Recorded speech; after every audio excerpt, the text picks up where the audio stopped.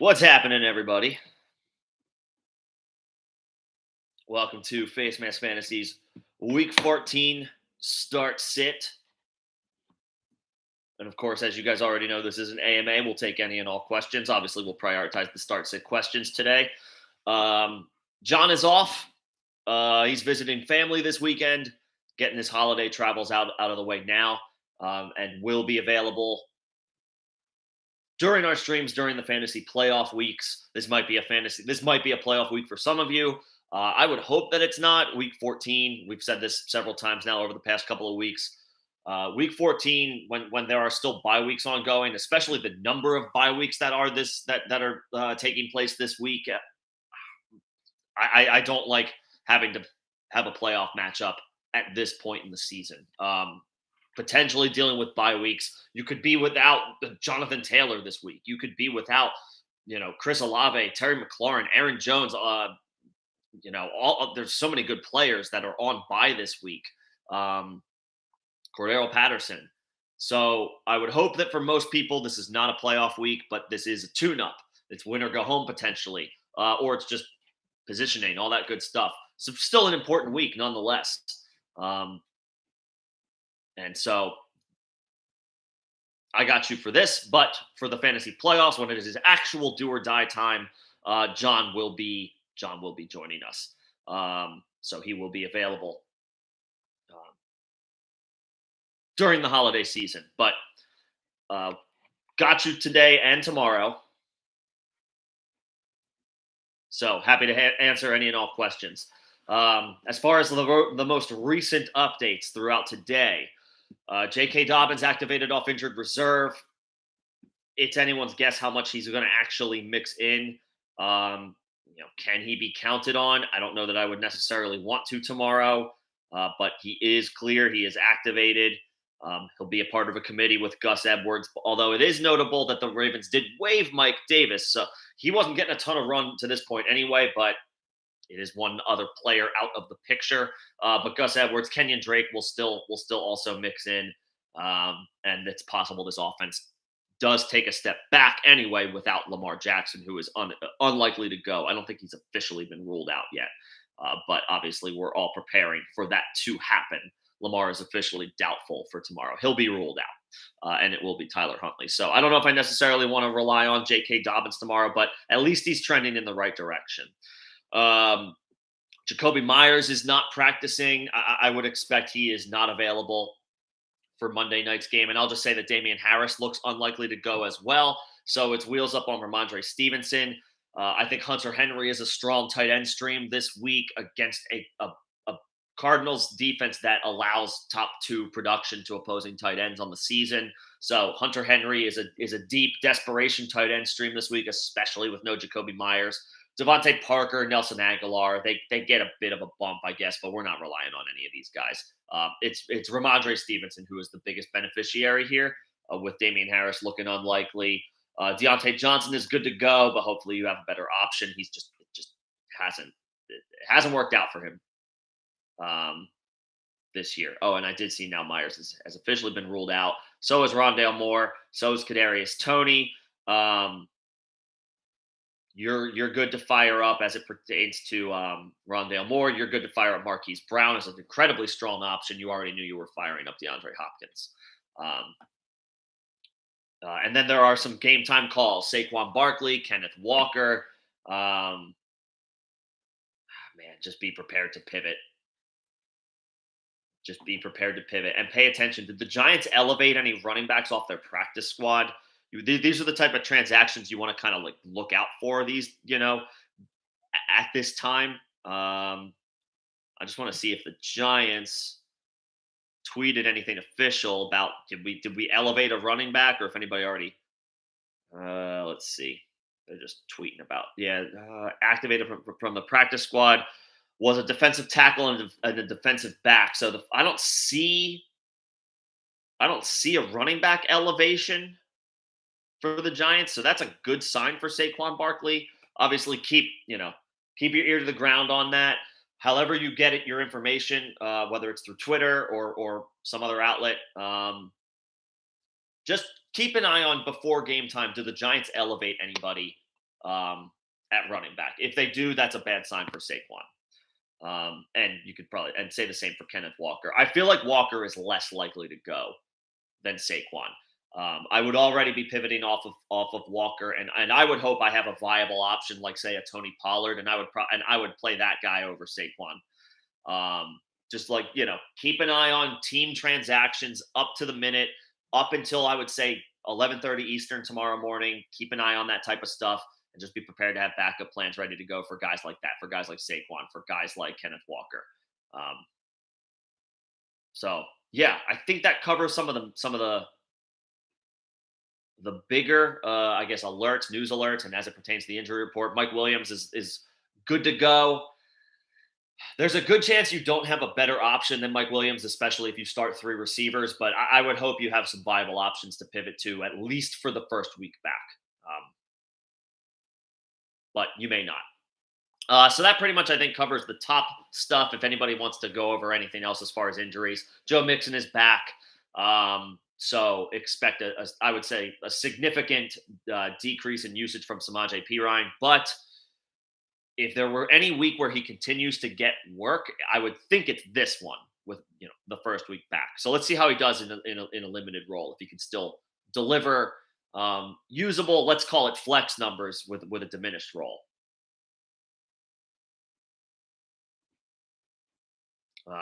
So, all right, that covers it. I can start getting some of these questions. Appreciate you guys' patience. Let's get right into it.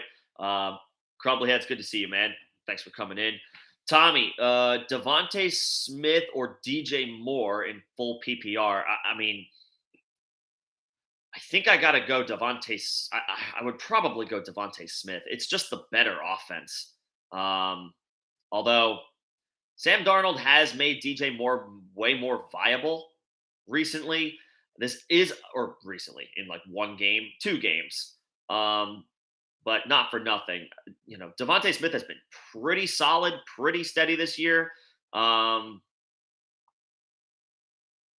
not a great matchup by the numbers. But I don't know. I don't like the Panthers in that spot on the road in Seattle. It's an equally not as good matchup for both Smith and DJ Moore. Yeah.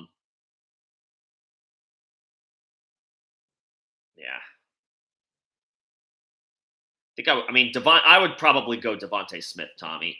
And then as far as Adam Thielen, DPJ, or Rashad White, I'm going White here. Fournette's on the injury report in full PPR. Rashad White has, a 5-catch floor plus whatever work. Fournette might get the first snap, but again, he's on the injury report. And I know this is a terrible matchup, but he caught another 6 balls last week. Rashad White has 15 catches in the past 2 weeks. He only got 9 carries last week, but you got to think he's going to get more than 9 with Fournette. Way more questionable this week than he was last week. I'm going Rashad White there. The Vikings are on the road. It's still a dome, so I guess Thielen should be fine, and there should be lots of points scored there, but he's been kind of, he's been up and down this year. I do like DPJ, and, the Browns should have to keep their foot on the gas tomorrow. Is Njoku back? Is he back? He is. So, yeah, I'm going Rashad White there, Tommy. I'm going Smith over DJ Moore. Could be a bit of a ballsy call, but I'll plant my flag. I'll put Devontae Smith over DJ Moore and give me Rashad White over those 2 receivers. New Era TB, what's happening? JK, JMO, Hodgins, Dortch, Richie James, Julio. Man, I don't want to play Isaiah Hodgins. I guess Dortch has some viability with Rondale Moore out. Richie James, he'll get opportunities. It's a bad matchup against the Eagles. And with no Saquon,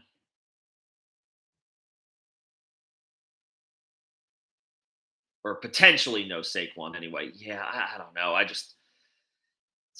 don't know if I can trust Richie James. I guess I would roll I don't want to roll the dice on Dobbins, but I think I roll the dice on Dobbins here and hope for the best. And then maybe I'll go Dortch. At least he's in an offense that They're willing to go 3, 4 receivers wide, more often than most teams. He should get some opportunity with um with Rondale Moore out.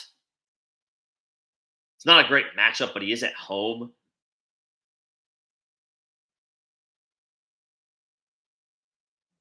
Man, yeah. I guess I would say, well, week 12 he saw no action. Was Rondale Moore, did he play week 12? He didn't. Why did Greg Dortch get no work? Why did Greg Dortch get no work in week 12? What's up with that? Okay, so that makes him really difficult to trust. I think I gotta hope for the best with J.K. Dobbins. Um, oh, he was also out. Yeah, if he's back, if he's in and healthy, which I guess it looks like he will be, I guess I would go Dortch. There's a part of me that wants to believe this is where JMO like makes a play. This is where he comes and he comes in and actually contributes. But we got nothing from him last week. What he played 8 snaps. Um, I want to of this group, like JMO's got there's upside there, but we didn't see anything. Like it wasn't like he saw 20 snaps. He saw 8. So I think we got to wait another week on him, even though the matchup is awesome.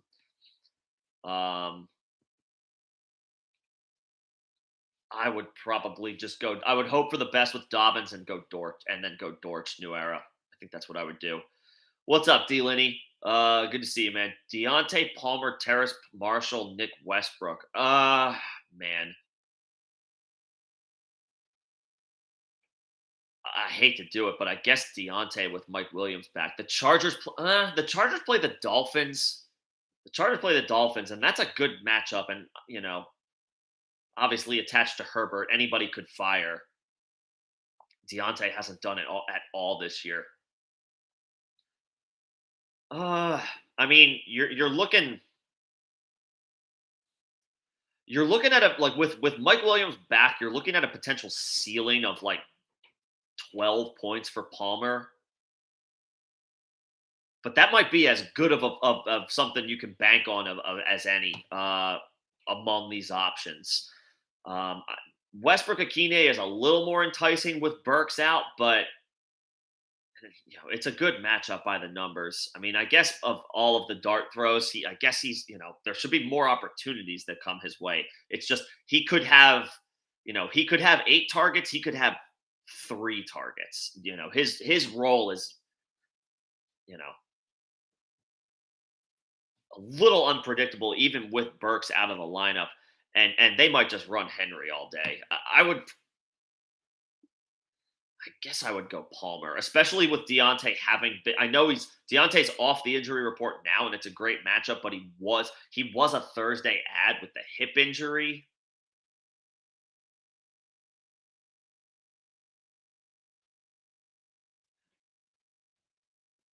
Man, I guess maybe. I mean, Deontay has 19 targets in his past 2 games. Delaney. He might be boring. It might. I mean, it could backfire. I don't know if there are any weather issues. It looks like there could be. No, there's no. No, there's a 50% chance of rain in Pittsburgh. I might just go Palmer. Deontay's delivered just fine in bad weather games before, but it's just like he's been such a floor play this year. I might just go Palmer. Tommy, as far as Hunter Henry or Schultz, I think the chalk play here is Schultz. If you're desperate, the thing about Schultz is the Cowboys might not need to throw that much tomorrow to win the game. No offense, Houston, but Dallas is playing Houston, and aren't they home? Dallas is at home. Like they should handle this game with relative ease. They are a much better team than Houston. Therefore, it's like, does Dak throw the ball 25 times? Does he get to 25 passes? I don't know that he does. So the opportunity might be limited for Schultz. He's the chalk play. He's the safe play. If you're desperate and need some real upside, then I would say Hunter Henry is the swing for the fences play. But I would probably play Schultz unless I'm like a 30-point underdog. or a 20-point underdog, a realistic underdog at the very least, then yeah, maybe. But other than that, I might just play Schultz. He's the chalky play. Raja, how do we feel about Travis Homer versus Michael Carter? I would play Homer over. I would play Homer over Carter. Yeah, the matchup is better. Carolina can be had on the ground, and they're at home. As long as is Homer on the injury report, I know Walker is dicey to play. I would assume he's not going to play or be incredibly limited. DJ Dallas is also a game time call. Did he get any type of practice in on Friday? Not sure. He didn't practice Wednesday and Thursday. That feels like a dicey situation. Yeah, I would grab Homer. It's the much better matchup. Carter's got the tougher matchup against the Bills, and it's now they're Zonovan Knight. Ty Johnson is still there. He didn't go anywhere. Um, I would be. They might make James Robinson a healthy scratch, but if they don't, that further muddies the waters. Um, Homer. I feel like I don't feel good about Walker's prospects to play tomorrow. Same has to be said for DJ Dallas. So I would say Homer. D. Looney agrees. You were gonna start Dortch. Okay, so it's a bad matchup by the numbers. I mean, maybe this is a cop out, like reason to believe he might be okay. It's just they're at home. Like role players play better at home. I feel like that's just like a rule of thumb that, yeah, it's not going to be foolproof, of course. I know that. But just generally speaking, if he's off the injury report, they're at home. They're coming off the bye week, right? Arizona's had an extra week to prepare for this game. Like, they might, Cliff Kingsbury might look competent half the time because he's had double the time to get ready. So I think Dortch could be okay here. I do. I think he could be okay here. He's going to get an extended opportunity with Rondale out. It's not a good matchup by the numbers, but I feel like being at home can neutralize that. Maybe not completely or fully, but I feel like it has a way of neutralizing things like a bad matchup. So I think he's okay as like a Hail Mary desperation play.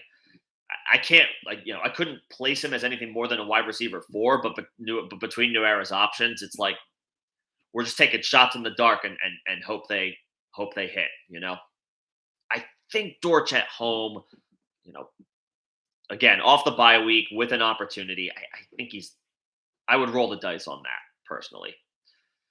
And if Saquon is out too, look, just keep an eye. I would say as it pertains to Saquon, just keep an eye on team transactions, right? If you're not on Twitter, whatever your news source is, or however you keep up to date with the teams or get your information, do the Giants elevate a guy off the practice squad? Now, their most recent practice squad transactions, they elevated a couple of defensive players. They didn't elevate a running back, so that's a good sign. That's a good sign for Saquon. And if he's active, you have no choice. You have to play him. It's Saquon Barkley. And he's had success against the Eagles. As an Eagles fan, I can confirm Saquon has had success against the Eagles in the past. He makes big plays against them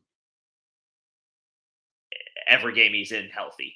Let's put it that way. So just keep an eye on the transactions. But if he's cleared, you already know what you got to do. You're firing him up. Hopefully you don't have to play Carter as well. Terrell, what's happening, man? Flex PPR, James Cook, Pierce, Slayton, Homer, or Knight.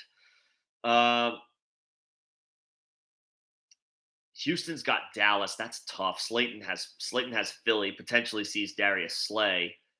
Homer's in the late window, potentially earning at least a 50-50 split in the backfield in a great matchup. And Knight, we think Knight is going to continue to operate as the 1A. I think he's earned enough. I think he's, at least for one more game, earned the right to be the 1A with a healthy Michael Carter back. He's definitely shown well. So, I think I would, man, you could get snake bitten here, but I think I would play Knight as the 1A. He showed some burst against Minnesota. Um, did he catch some passes? I know he had some like he definitely had some like big play burst on some of his runs. He caught 5 balls. I think it's got to be Zonovan Knight. I know the matchup isn't good by the numbers, but he's I think shown out enough for at least another week to be he. I think he's earned the right to be the 1A. It could change quickly if obviously with Carter back, Zonovan Knight's margin for error is slimmer, it's thinner, but he is the dude. He or at least for now, he is the guy. He's gonna earn the or he's gonna have the opportunity to be the guy tomorrow. He's gonna have first crack at that. You would think anyway. Pierce is in an awful matchup against Dallas. I mean, he's maybe like the chalkiest play here, Terrell, but I'm not sure that his ceiling is very high. It's a terrible matchup by the numbers against Dallas. He could get phased out of that game. It took playing the Cleveland Browns weak run defense for him to show up for the first time in a few weeks. I worry about Pierce rest of season, especially in these bad matchups.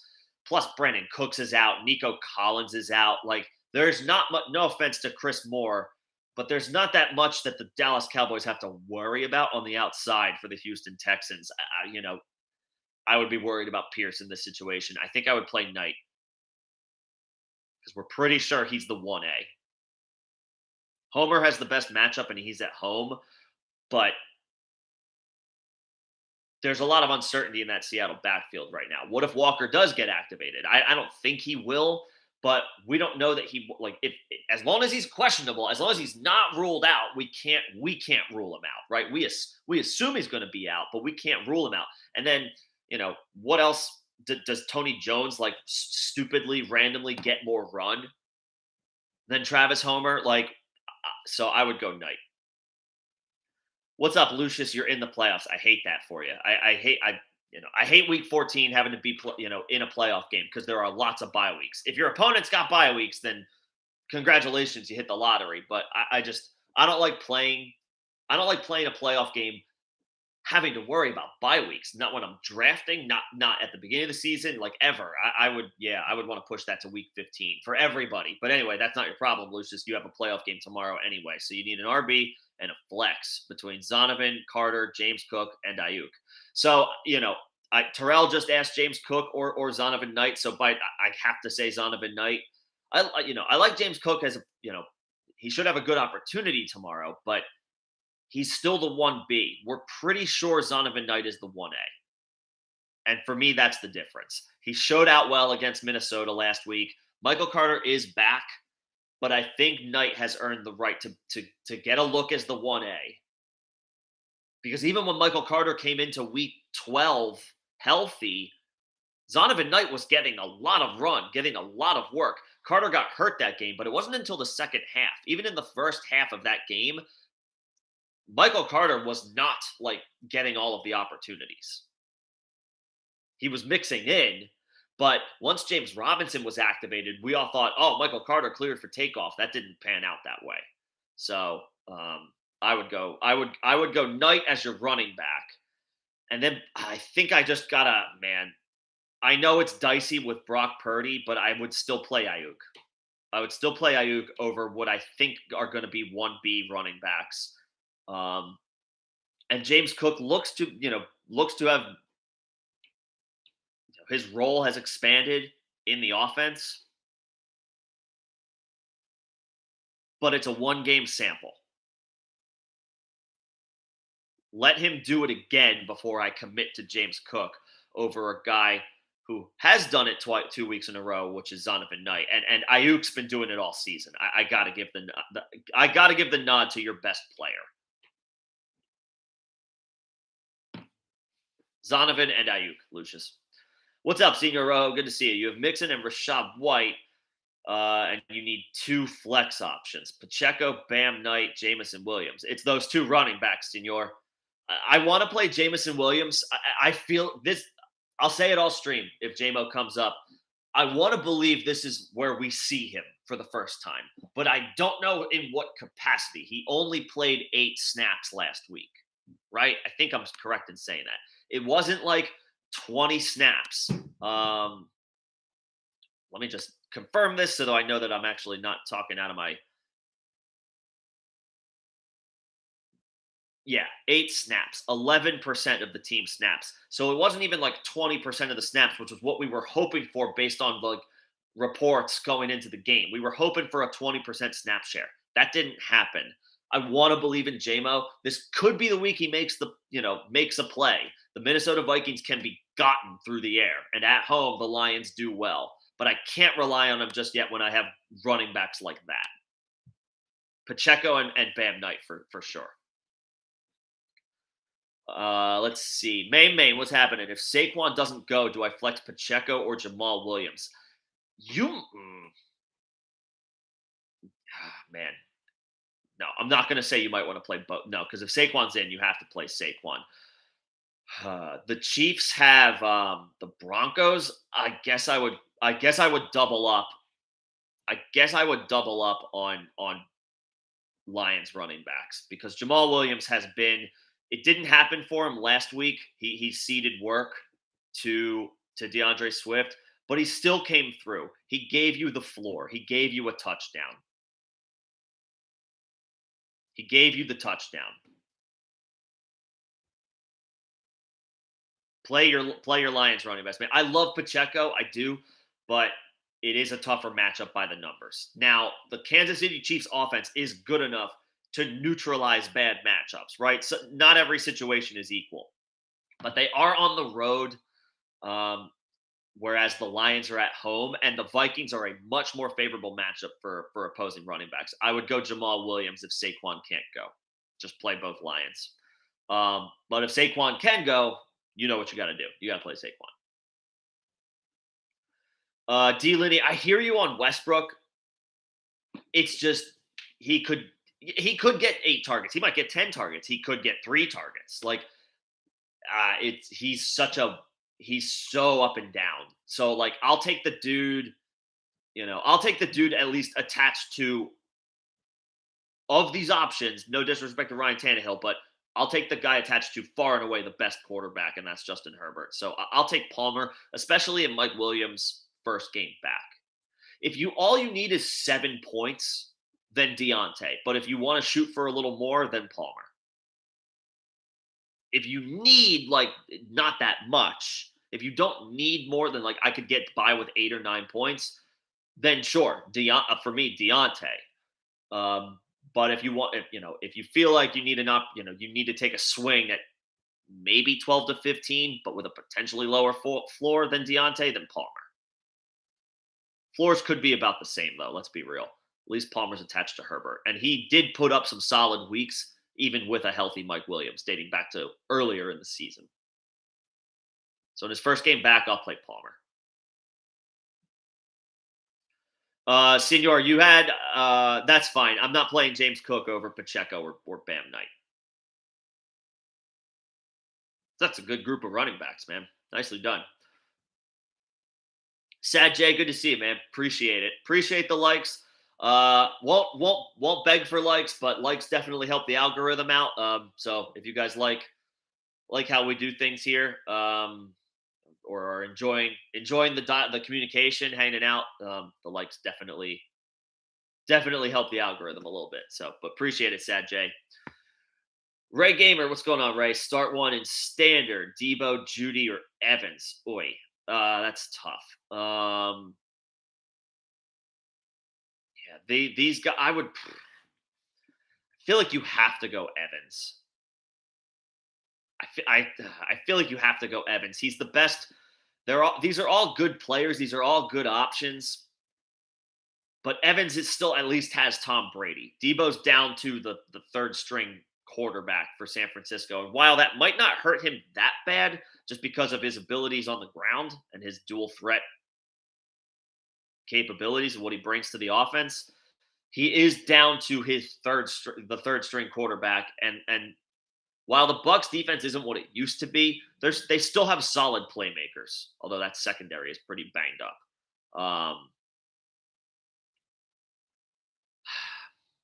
I think I would go Evans. I think he's the best pure receiver here. And he's not the type of guy that, you don't need, Evans doesn't need PPR scoring to come through for you. Judy has the best matchup here. And with no Cortland Sutton, he's real interesting. Best matchup. Oh, man, but it's just hard to trust the Broncos. It's just hard to trust the Broncos with how poorly Russell Wilson has been playing. I think Evans is your safe chalk play. And that's probably where I would go. Judy's tempting because of the matchup and the situation, but I guess the play in quarterback is what does it for is what tips the scales for me for Evans. If you prefer the matchup, like if you're just somebody who naturally prefers, like I want to play a guy in the best matchup, that's Judy.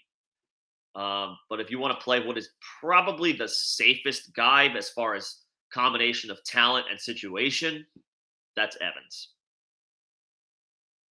Debo's not far behind, but with the third string quarterback, that tips the scales to Evans for me.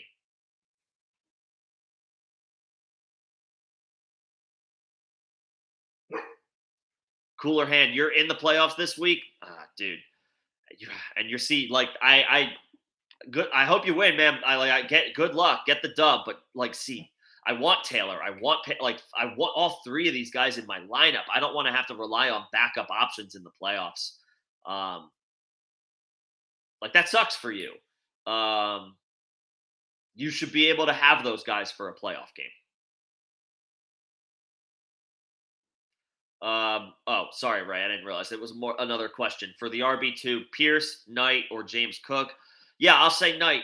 I'll say Knight here. Again, Pierce is in a brutal situation against Dallas. If you want to play Pierce, Pierce got you here, right? He hasn't delivered recently. He had a decent game last week against Cleveland, but there was a 3-game stretch, right? 4-game stretch before that, where it was like pulling teeth with Dameon Pierce. Yeah, he had a nice day against Cleveland. All right, it was it was 2 games in a row. I thought it was 3 games.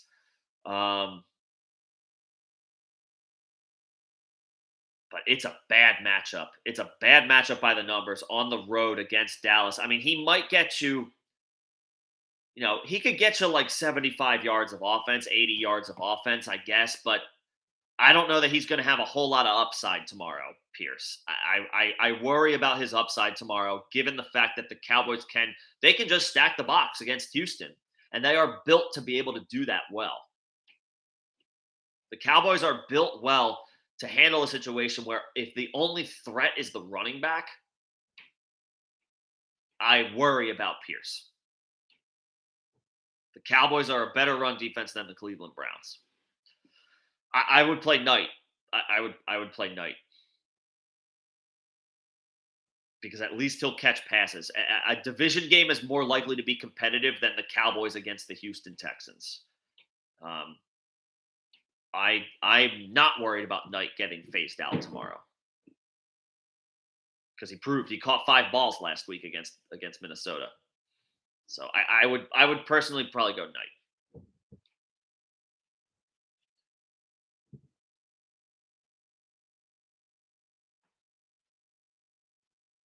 But the rest of the lineup looks good. Yeah, looks solid. Giovanni, what's going on? Start 1 between Mike Williams, Amari Cooper, or Debo. Are the Browns on the road again? They are. I mean, Cooper's on the injury report with a hip injury, but he should be okay to suit up.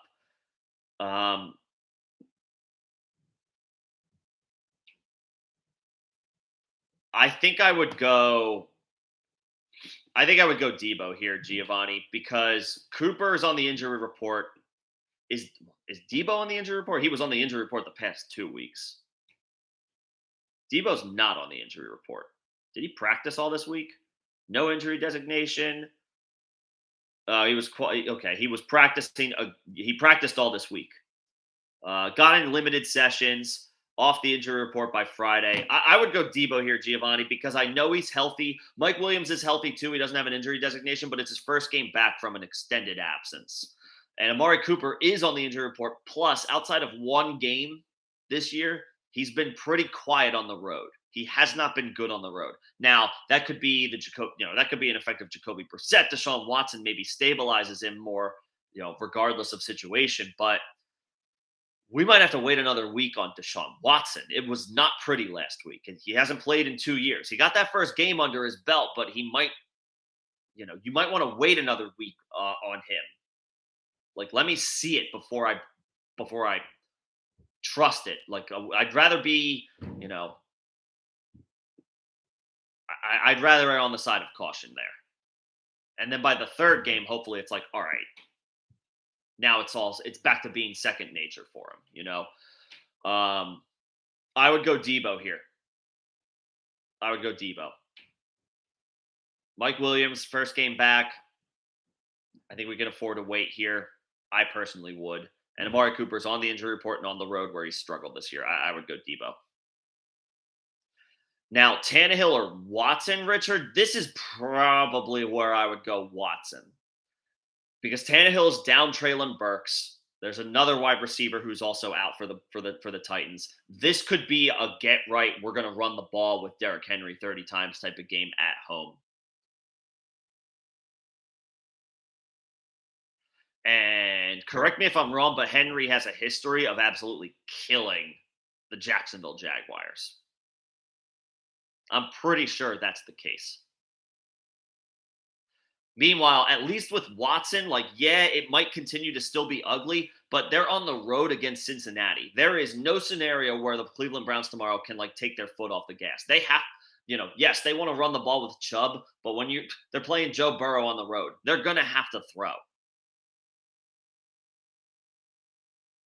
And again, I didn't want to play Watson his first game back. At least he has his first game back. That's under his belt now. That's done. It officially happened. I would take him without Amari Cooper. Maybe if Amari Cooper can't go, although it's reported that he's expected to suit up. If Amari Cooper can't go, then maybe I lean on Tannehill because at least he's played games recently and is in a bit of a rhythm. Whereas Watson is still working his way back. If Amari Cooper can't go, then okay, maybe I just do the very safe play from Tannehill and hope for 12 points. If Amari Cooper's in, I'm playing Watson.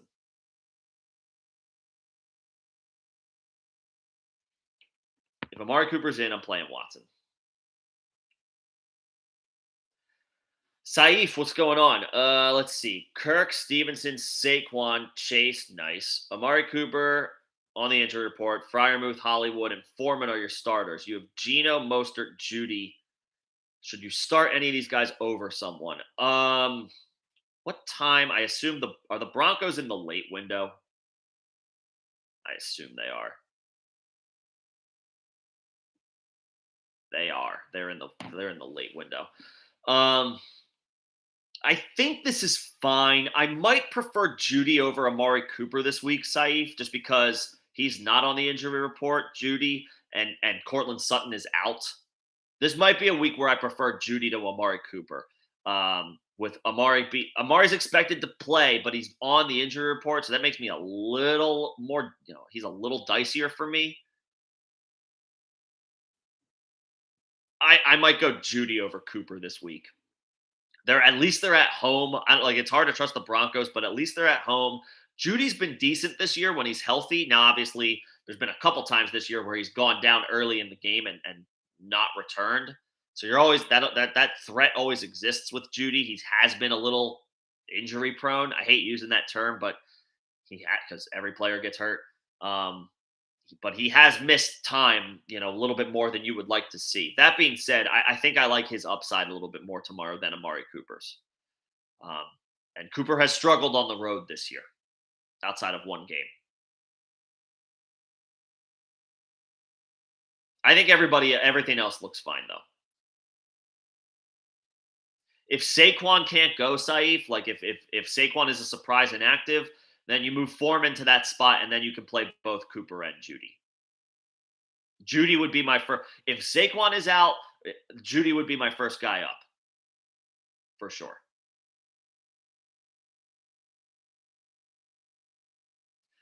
ATG, what's going on? Pick two between Devontae Smith, Marquise Brown, Mike Williams, and Juju. I would probably go the first two, ATG. I know Devontae's got a bad matchup. It's not a good matchup by the numbers. But he's been giving you some pretty steady. He's been giving you some pretty steady production recently. There maybe sandwiched between like one bad week, but last week was good. Like, it was a great matchup, but last week was still good. 5 for 102 and a touchdown. The week before, 4 catches, 50 yards on 9 targets, 6 for 78 on 9 targets, 6 for 39 and a touchdown on 8 targets. And Goddard is out once again. So Smith's floor is pretty safe right now, I would say. Again, not a good matchup by the numbers, but he's in rhythm. Mike Williams, I would want to wait on for a week. Given that you have these options, I would go the first two. I would go Devontae Smith and Marquise Brown. I definitely want to play Marquise. He is super safe as at least the wide receiver 2. Like, Zach Ertz is gone, has been gone, unfortunately. Apparently he's got a long road to recovery back from the ACL and MCL. So hopefully back sooner than later. But anyway, Ertz is gone. Now no Rondale Moore. Like, Marquise Brown should have a 10 to 12 target floor. Or that should at least be in the very safe range of outcomes for Marquise Brown. Mike Will, obviously he's all or nothing, and it's a great opportunity. It's a great matchup, and it could be high scoring, but first game back, I tend to err on the side of caution in these situations. I would go Smith despite the bad matchup because the floor is boosted with no Dallas Goedert, and he's been good the past 4 weeks. Week 12, he was not great, but 4 for 50, you still like that's production where it's like, okay, he's pretty safe. I can get 50 yards out of him, and then there's upside for more. And it's a division game. We can't just sit here and expect that the Eagles will just handle the Giants. They'll be up for this game too. So Smith and Marquise Brown. I would wait a week on Mike Williams. And of these, at least with Juju, I mean, it's not a good matchup by the numbers. And he's been pretty pedestrian since he came back from the injury. Smith and Hollywood. Mike Boone could be sneaky. Could be sneaky, and obviously we all know it doesn't take much for a running, for a backfield to change out of nowhere. All it takes is a starter injury, because it's like, oh man, that guy's now a big time. Yeah, well, it's like, yeah, every single any running back, any starting running back, they're as a position, just based on the position, they're just at a much higher risk of injury than, say, your average wide receiver. So yeah, if anything happens to Latavius, Mike Boone becomes super intriguing. Right. Plus they stink, so they might as well take a look at their younger guys.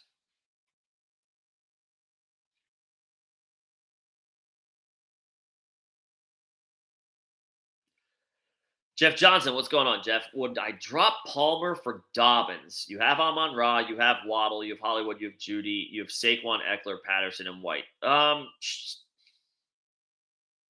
You could. Yeah. I mean, you don't necessarily need to rely on Palmer. You have Waddle, you have Amon-Ra, you have Hollywood, you have all these guys are past their bye week as well. Yeah, sure. Opt for the running back depth. Dobbins, I think, gives you a little bit more wiggle room as far as your options for the playoffs moving forward than Palmer would. Your wide receivers are locked in. Like, Palmer's been good, but now that Mike Williams is back, we assume he'll remain, or we have to operate like Mike Williams will be back the rest of the season. That's just how we have to operate. Palmer's not going to ever start over any of those other guys. Like, maybe Pickens, but that's it. Like, a healthy Judy, you're starting Judy over Palmer. And yeah, while you don't need any immediate help at running back, I'd rather have options at running back. Give me 7 of them, honestly. I'll roster as many running backs as I need to. House of Bricks, start Latavius Murray or Pierce in full PPR. I would probably go Murray here because it's against Kansas City, which is a beatable matchup. They're at home. Latavius can catch passes. He's not a one-dimensional player, and he's not going to come out of the game even if the Broncos. I mean, if the Broncos are getting absolutely scorched, if they're losing by 30 in the fourth quarter, yeah, it could be the Mike Boone show. But for as long as the game is competitive and the Broncos are at home, Latavius is going to get involved. He's going to get usage. And with Cortland Sutton missing the game, somebody else has to step up. So Murray should get a few more looks, to be honest. Pierce is in a terrible matchup, and I worry about his situation. The Texans are down their top 2 starting wide receivers. The Cowboys can just stack the box. I worry about Pierce tomorrow. I would start Latavius. What's up, Iron? What's going on? Between Knight and Slayton? Is this standard? Is this non-PPR? I would actually, I guess regardless, I would go Knight. I guess I would go Knight. I think he's going to get the first crack to be the 1A tomorrow. And Slayton has to probably see either Darius Slay or James Bradbury. It's a bad matchup. It's not a good matchup for Slayton. It's not a great matchup for Knight either, but I'll take what I think is going to be the 1A on an I think I feel better about the Jets offense right now than the Giants, especially with Saquon potentially banged up. Like, the Giants could struggle to move the ball tomorrow. More often than the Jets. Not for the entire game, but more often than the Jets. So I'll take Knight. Was Tevin Coleman activated last week too? I'm not sure who. I'm not sure who to buy into as the RB2 behind McCaffrey. Did Coleman get snaps last week? No. I thought he got activated last week and then ended up not seeing the field.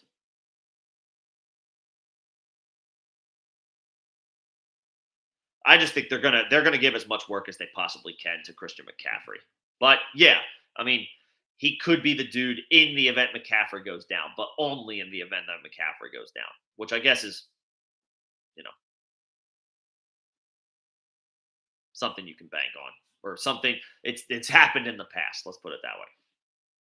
Between Najee Pierce or Jamal Williams, Iron, yeah, I would probably go Jamal. It's a great matchup. He's at home. He's been an RB1.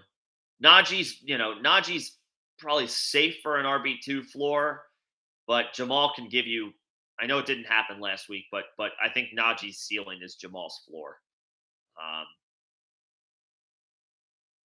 Which is not to say that Najee stinks. It's just that his situation isn't great, and there's only so much you can expect from him given his situation. You can expect more from Jamal even despite last week. Pierce, I don't trust Pierce, especially when you have those options. Oakless, what's going on? Between the 49ers or the Steelers,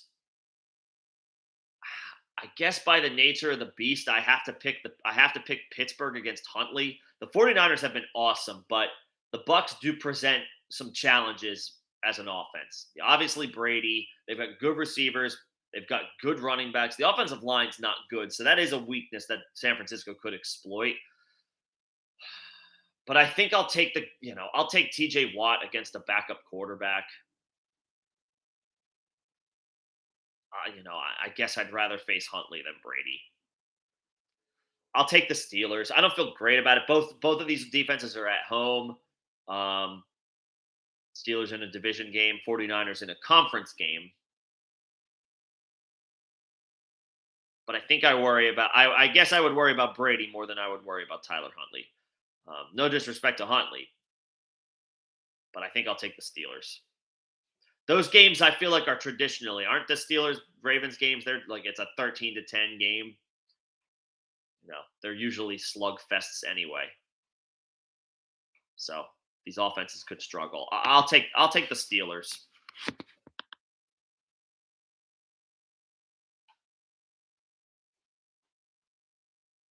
And yeah, Ray Gamer, of course, no problem. There are three. There's good options. These are three good options that you have. It sucks that you can't start at least two of these guys, but I think I'll take Evans. I mean, he didn't do much last week, but I mean, he was a pass interference call from a huge touchdown late in the game. So if he makes the play on that, the PI doesn't. If the pass interference doesn't happen and he makes the play on that, I feel like this isn't. We're almost not having a conversation, right? So I'll go Evans. Yeah, I'll stick to Evans. And yeah, I can't. I want to believe in Man, I would love to play Jamison Williams, but I'm only playing. Here's where I'm playing Jamison Williams. I'm playing Jamison Williams if I'm 3-10 and it doesn't matter. Like if I'm like screwed. If I'm like I'm out of the playoff race, I had a bad year. I'm just playing out the string. You know, if unless if I can play spoiler, fine. I'll put a good lineup together. But if I'm like if my team sucks and I'm playing another team that sucks, sure, play Jamison Williams. Screw around. Any other scenario, I'm not playing Jamison Williams. I want to, but I can't yet. We saw 8 snaps last week. We need to see more than 8 snaps, 11% of the team snaps before we roll him out there in a must-win situation. If you're not playing for anything this week and you can't knock your best friend out of the playoffs, then sure, play Jamison Williams. Otherwise, no. So to that point, or to Aqua's Devontae, I gotta play Devontae Parker. I don't feel great about it, but with no Jacoby Myers, at least he's got opportunities. And Parker has been pretty good in the games this year that Myers has missed. So I gotta play Parker. And D. Linney agrees. We're on the same page. And Ray, I would feel good about Derrick Henry tomorrow. I think he traditionally crushes Jacksonville. Traditionally, he does. Jason, that's a hell of a question. Would I rather have Javonte Williams or Pitts for Dynasty? I think I still say Pitts. I do. I think I still say Pitts, just because he's still only going to be 22 years old next year. Now, Javonte, I think, he'll only be, 24 years old next season. He's 22. He'll be 23. When was he born? He'll be 23 next year. So he's only like a year older. He's only a year older than Pitts, but obviously this is where now it talks about just the longevity of the player. We expect in a vacuum, Pitts is going to have a longer career than Javonte Williams.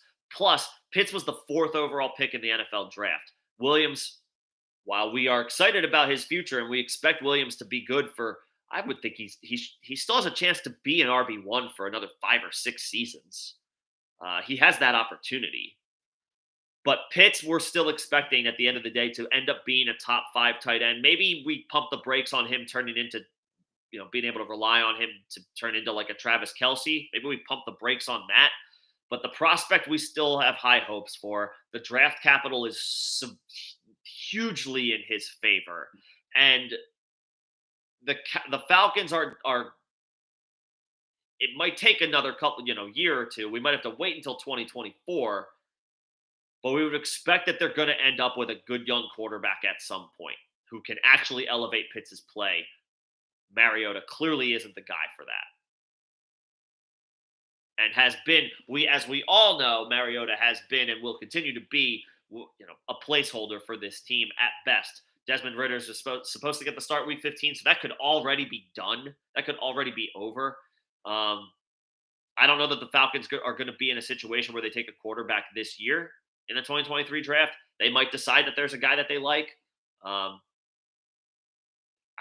they're not in a situation at this point to draft Stroud or Bryce Young. They're not going to be in a position to do that, most likely. I guess they could still end up with another one of the prospects, and then by nature of the beast, he should elevate Pitts. If they can find a competent quarterback, it doesn't even have to be a really good quarterback. If they can find a competent quarterback who is just capable of getting the ball to the best playmakers in this offense, and we'll throw Drake London in there as well. I would still rather have Pitts in Dynasty.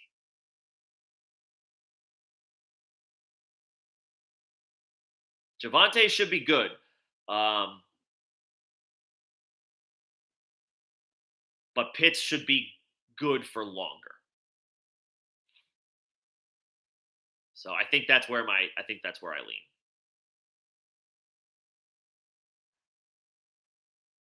I lean. Yeah, the Cardinals and Patriots are on Monday night. So yeah, always be aware. Move your Monday night players to your flex, right? Move your Monday night players to your flex. Move your Sunday night players to your flex. That's what I always like to do. Keep your options open for as long as you possibly need to. What are the odds it's going to matter? Probably not that much, but especially if you've got a guy with an injury designation, move him to your flex.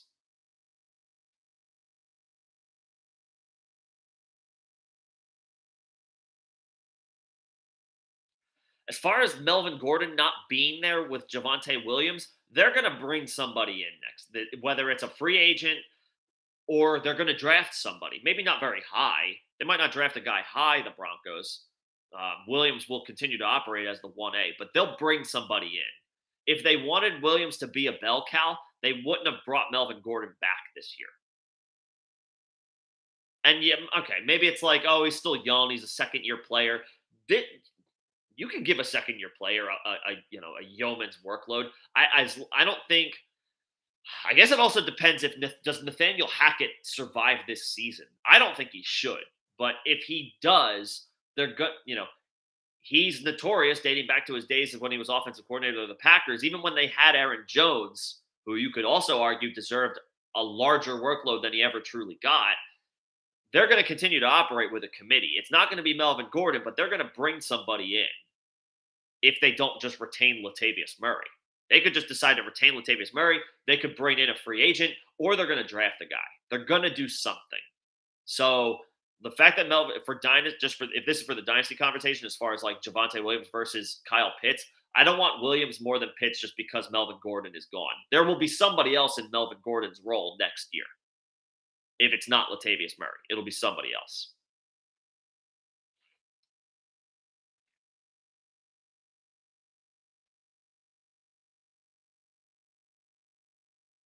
Yeah. Anthony Garcia, what's going on, Anthony? Full PPR for the playoff push. Mixon, Kamara, Pacheco, James Cook. Well, Stevenson is ahead of James Cook. I guess it depends on who the Saints play next week 15. Oh, it's the Falcons. And that game is that game in the Superdome? If Kamara's at home, I know it's been pulling teeth for him recently.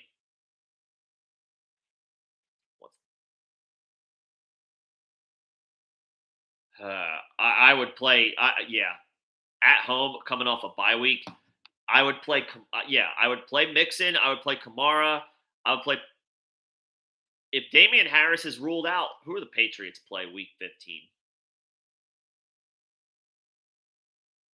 Play the Cardinals. Oh, they play Vegas week 15. I would have Ramondre. I think I would. And then the Chiefs do they get Houston? If they get Houston week 15, then you have to fire up Pacheco. They do. Mixon, Kamara, Pacheco. I think you have it right, Anthony. Stevenson is right on Pacheco's heels. But because it's Houston and every running back has had success against Houston this year, I think Pacheco has to be your RB3. But I think that's correct. I would go Mixon and Kamara on top of Pacheco. It sucks to leave Stevenson out, but I think those are the three you got to roll with. Even if Damian Harris is out, although that makes it much more enticing.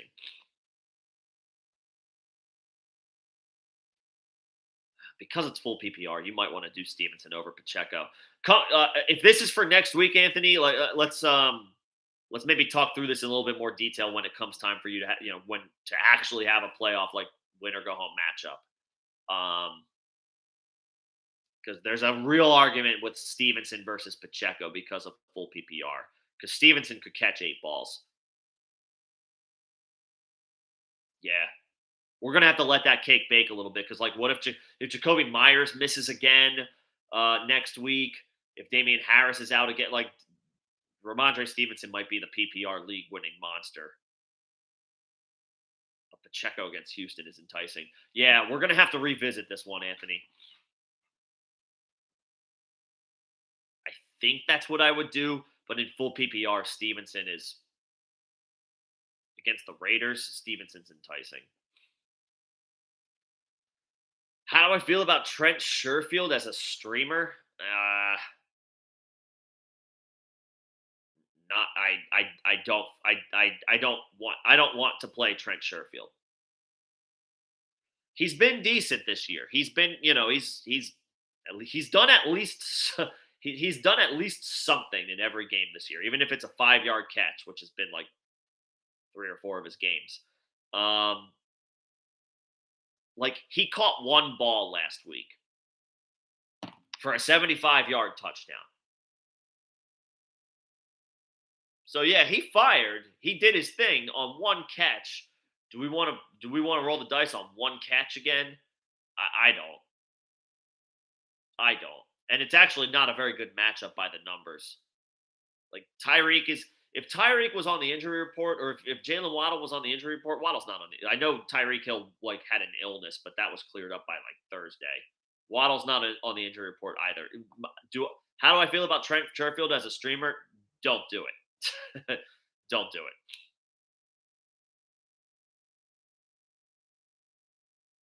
I like the bold call about Tyquan Thornton, but yeah, I'm not starting him. I can't roll those dice. I don't hate the call. I will say that.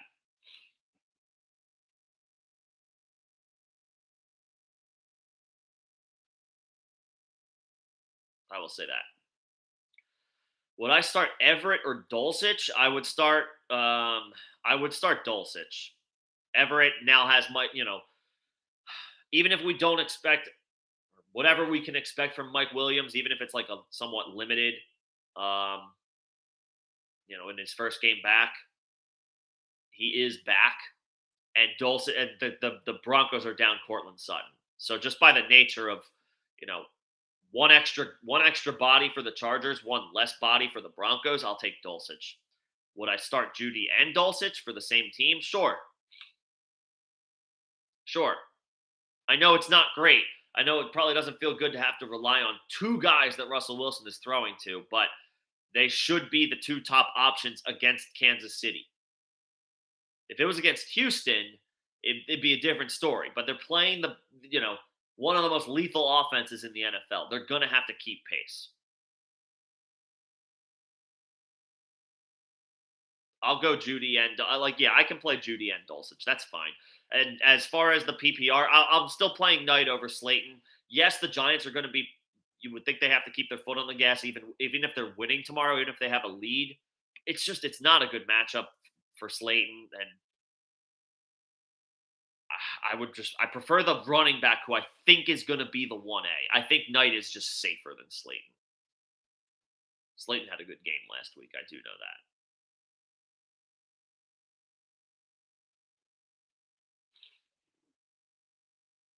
Yeah, against Washington, 6 for 90. He's had at least 60 yards in all of his past 4 games, and in 3 of those games he went over 85 yards. They've been some pretty. This is a different beast though. This is a tougher matchup.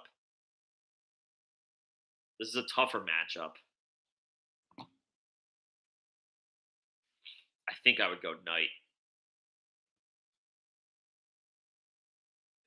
And yeah, Judy and Dulcich. You can play both of those guys.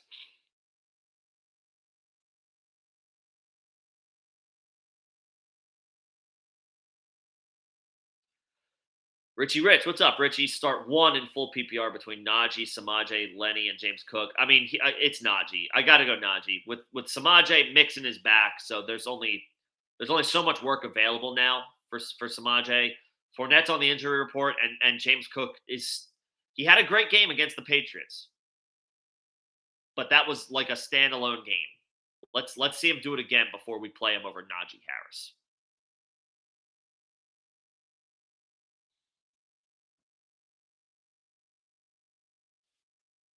I'll play Najee, Richie. Gabe Monday, DJ Chark or Gabe Davis. I can't believe this is where we're at. I think I would go DJ Chark. The matchup is awesome. The matchup is great. The Lions do very well at home. Jared Goff is a different quarterback at home. Um, the Vikings are a gettable secondary. He fired in a good game last week, 5 for 98 through the air for DJ Chark. Like, yes, Jamison Williams potentially presents a problem. Does he get more run this week? I think is Josh Reynolds back? I think he is. He is back.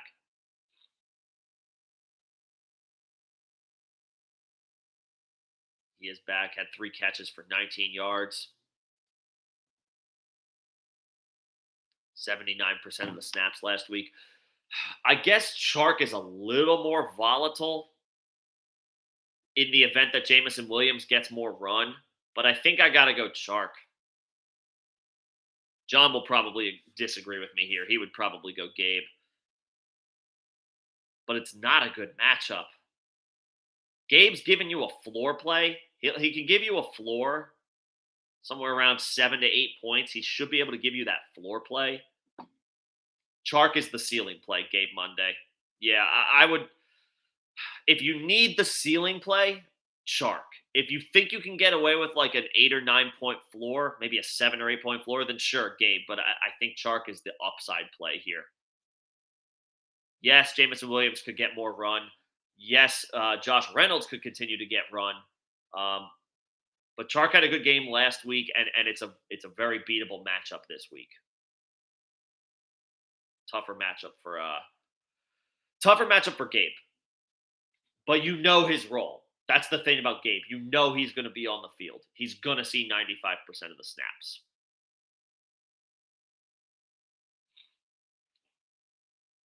And Judy and Dulcich. You can rock both of those guys.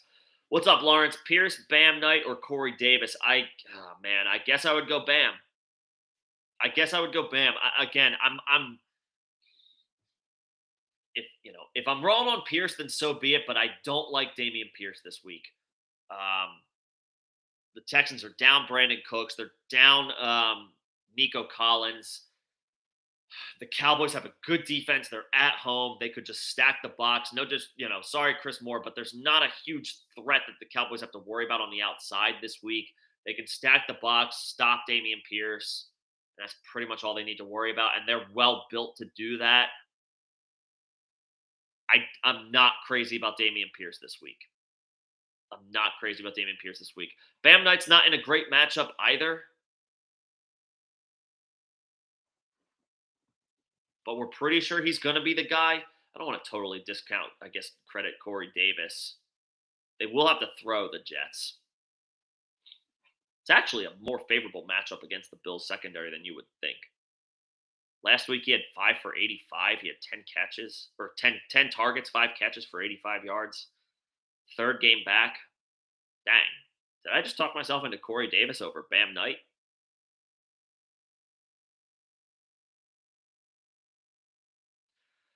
Let me see.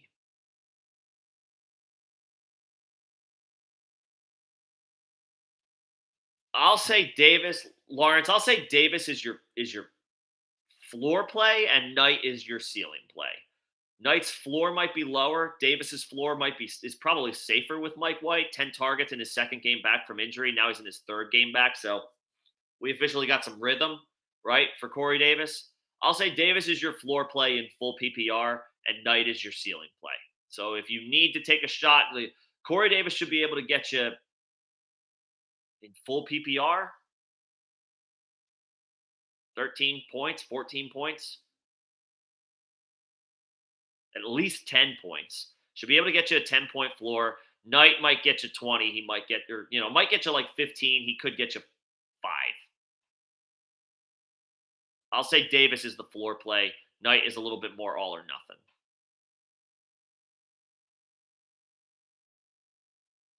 Modern dog. Did I say Van Jay? Did I say Van Jefferson between your options? I don't remember. Or did you make the call? Did I make the wrong call and you play Van Jefferson? Either way, nicely done. I remember Van Jefferson being one of your options. I don't remember who the other choices were. I forget who I suggested. But if you played him, he made 2 plays, he made 2 catches, and it worked out. Thanks, Baker. Nicely done. Uh, Between Palmer, Hinton, MVS, and Woods, I think I would play Palmer. I guess Kendall Hinton the best opportunity here. With Sutton down, he's going to run as the wide receiver 2. He's going to get opportunities, and it should be a shootout. Would you have to drop Palmer to pick up Hinton, Richie? Like, if you pick up Kendall Hinton for this week, would you have to drop Josh Palmer to do it? If you have to drop Josh Palmer to do it, then I'm just going to play Palmer. If there's somebody else you could drop for Hinton, then maybe I play Hinton just because of the opportunity. But if not, if you have to drop Palmer, then I would just play Palmer.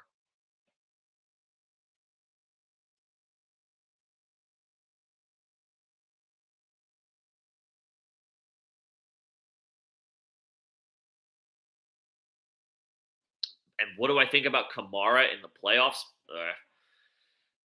I mean, week 15 at home against the Falcons, that's a good matchup. He should be fine. Like he should. I know it's been rough sledding for Alvin Kamara. But the past couple matchups have been pretty tough by the numbers. On the road against Tampa, that's a bad matchup. On the road against San Francisco, that's a bad matchup.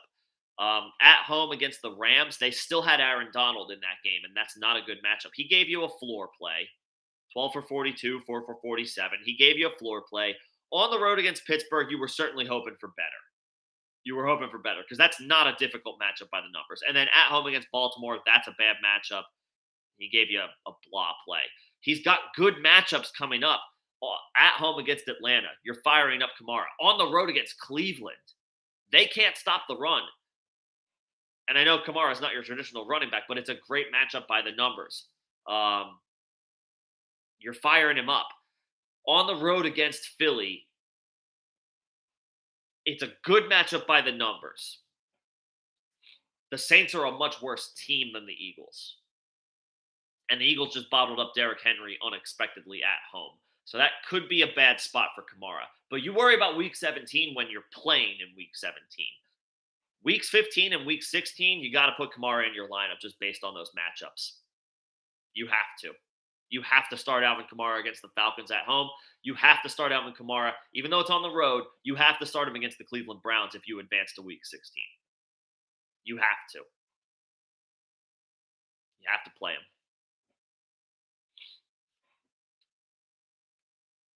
Najee or Jeff Wilson? It's a great matchup for Jeff Wilson going against the Chargers, right? But I think I gotta play Najee. I know Najee's gonna be the guy. What's Jalen Warren's status? Like, Wilson has a Raheem Mostert problem. Warren is off the injury report. I know it's not a great matchup, but I would play Najee at home. It's not a great matchup, but I would play Najee at home.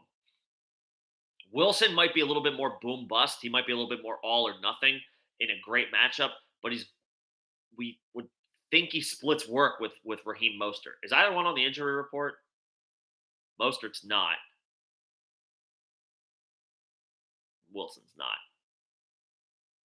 He got 1 carry last week. Like, did he get phased out of the game? I mean, he did pick up an injury week 12, so they might have been limiting him a little bit. So like maybe this week he gets way more run. But he's still only gonna see how many snaps did Jeff Wilson see the last time Raheem Mostert was healthy? 61? That's pretty good.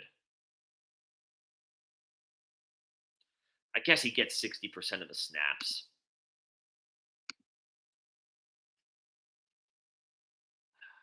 but Najee should get 70, like 75. Najee should get 70 to 75%.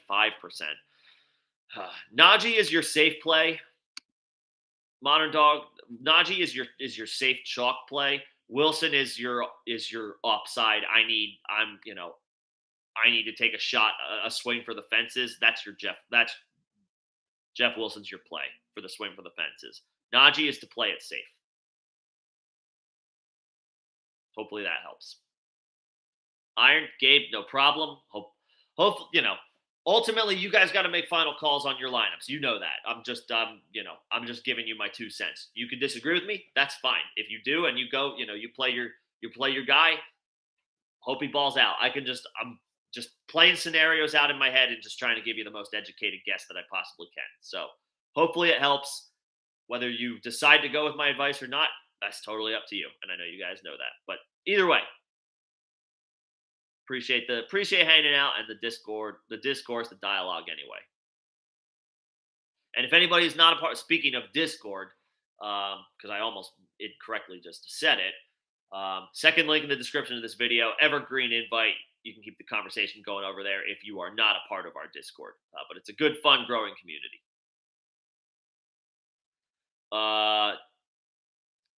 Lawrence, your wide receivers are not great. But you have Wilson, Watson, Pittman, Pickens, Judy, and Burks. Yeah, for the playoffs, you have to trust Christian Watts at this point. I trust Garrett Wilson, and I trust Pittman, and I trust Judy. And I think you're still fine with Pickens.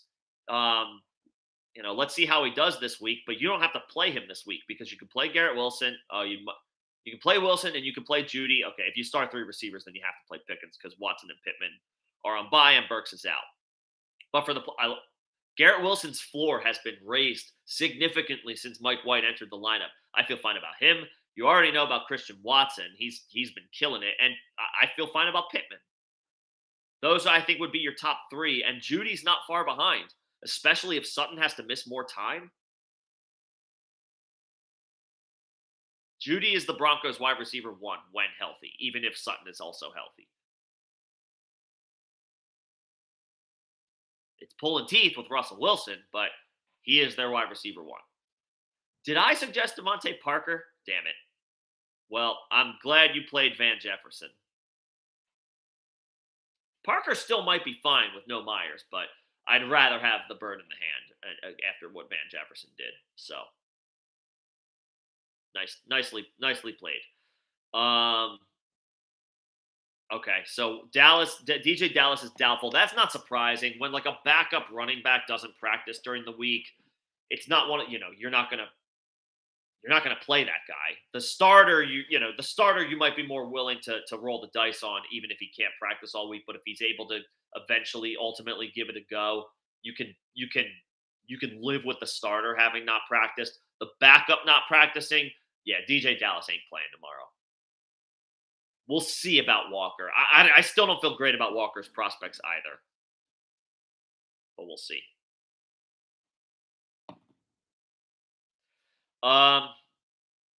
If you need, Quez Watkins, he could be fine. Jalen Hurts has been very good throwing the ball. Watkins has made plays here and there. It's not a great matchup by the numbers. The Giants have been pretty good against wide receivers, but yeah, for the past few weeks, 5 for 37, 3 for 35, 2 for 31, and those latter 2 he scored 4 for 80. So yeah, Quez has been there for the past 4 weeks. Tough draw, tough matchup by the numbers, but he's actually come through in other bad matchups by the numbers as well. Yeah, he's a desperation wide receiver, like 5-ish.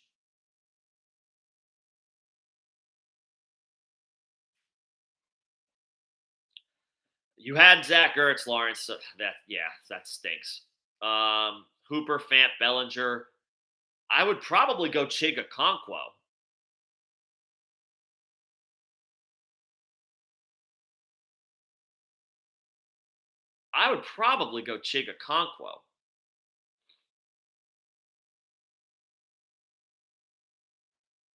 Treylon Burks is out. I would roll the dice on. Okonkwo, Lawrence. What did he do last week? Nothing scary about the matchup against Jacksonville. I mean, last week against the Eagles, Chigakonkwo was the only guy to do anything. 4 catches for 68 yards. I think one of them was a big play. Yeah. So he got like 40 some of those yards, maybe more on one catch, but like whatever. It still happened. 3 for 35 the week before. Only one catch each of the past 3 weeks prior to that, but they all went for 31 yards, 41 yards, and 48 yards. This dude can make plays. With no Traylon Burks, Lawrence, I'm rolling those dice on Chigakonkwo. I'm going Chig. Clamped, Easy, Waddle, or Lamb. Dang, that sucks that you have to make that choice. I don't like benching CD, but Waddle's top 5 in receiving yards this year, and is way more likely to be needed throughout the course of the game against the Chargers. It's not a good matchup by the numbers. Actually, neither is Houston, because you can just run on them all day. I think it's going to be a field day for Ezekiel Elliott and Tony Pollard. Like Lamb could score. Like all Lamb needs one play to catch a 40-yard bomb, like for a score. You know this. But how many times are the Cowboys going to have to throw the ball tomorrow to beat Houston? 20?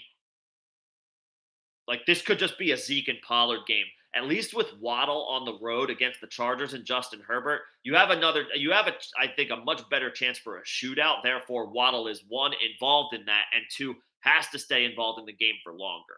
I would probably just, if I have to play one of those guys, which that freaking sucks. I'm telling tell your commish, call your commish after the season and add a flex spot to your starting lineup, man, so you can play both of these dudes.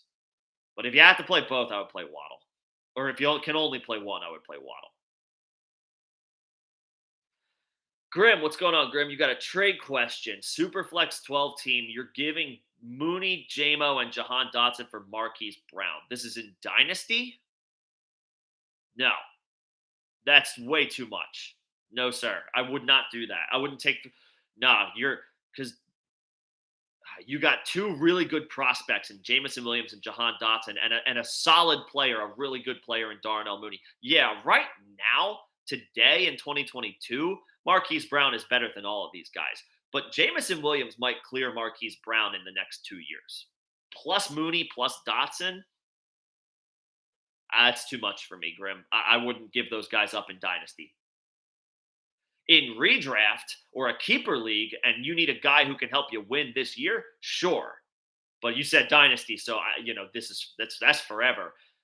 The hype is still very much real with Jamison Williams, and for this year, he's not going to give you anything. But in the years to come, Jamison Williams was probably going to be the first wide receiver drafted this past year, had it not been for the ACL injury that he suffered in the championship game, in the national championship against Georgia. He's probably the first receiver off the board over Drake London if he doesn't get hurt. And he was still, the third or fourth receiver taken? 12th overall pick? I'm keeping JMO by himself. And then, in fact, you have to give Darnell and Jahan Dotson. If you want to try Darnell and Dotson for Hollywood, then sure, fine, I guess. But you have to be also like in win now, right? You have to be win now, which I would think you are.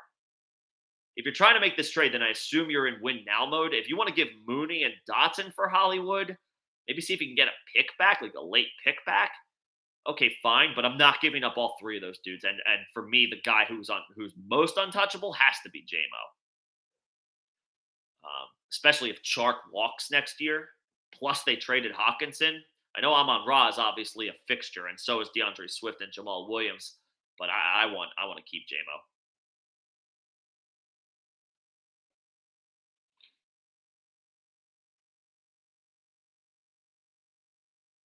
Oh, I did say Van Jay. Boom, score.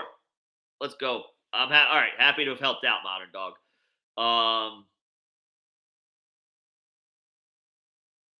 What were we waiting on for Sunday night? What were we? Was it? Oh, Jeff Wilson. Right. Well, no, that's not. I mean, don't worry about the time of the game. You know what I mean? Like, but if you want, I would say Najee. He's the safe play. But if you need the all or nothing play, Wilson. Appreciate the kind words as well. Let anybody, if you're having a good time in here, that's all that matters. Richie, you could drop Breida. Do you have Saquon? Do you have Saquon? If you don't have Saquon, then sure, you can drop Breida. But if you have Saquon, then I would hold Breida and play Palmer. If you can drop Breida because if you don't have Saquon, then yeah, you can play Hinton over Palmer because at least we know Hinton's going to start with no Cortland Sutton. And against the Chiefs, like that is a situation that I think is worth attacking. And Hinton's given decent flex plays through. Like last week, only one catch for 11 yards. It didn't happen. On the road against Baltimore, that's actually not that surprising of an outcome. That's just a tough spot for the Ravens, even if they were a good team, which they're not. But prior 5 for 35, 3 for 57, 4 for 62. Like this guy's going to have an opportunity with Sutton out. Yeah. If Richie, if you don't have Saquon, I would drop Breida and play Hinton over Palmer. If you do have Saquon, I would hold Breida and just play Palmer.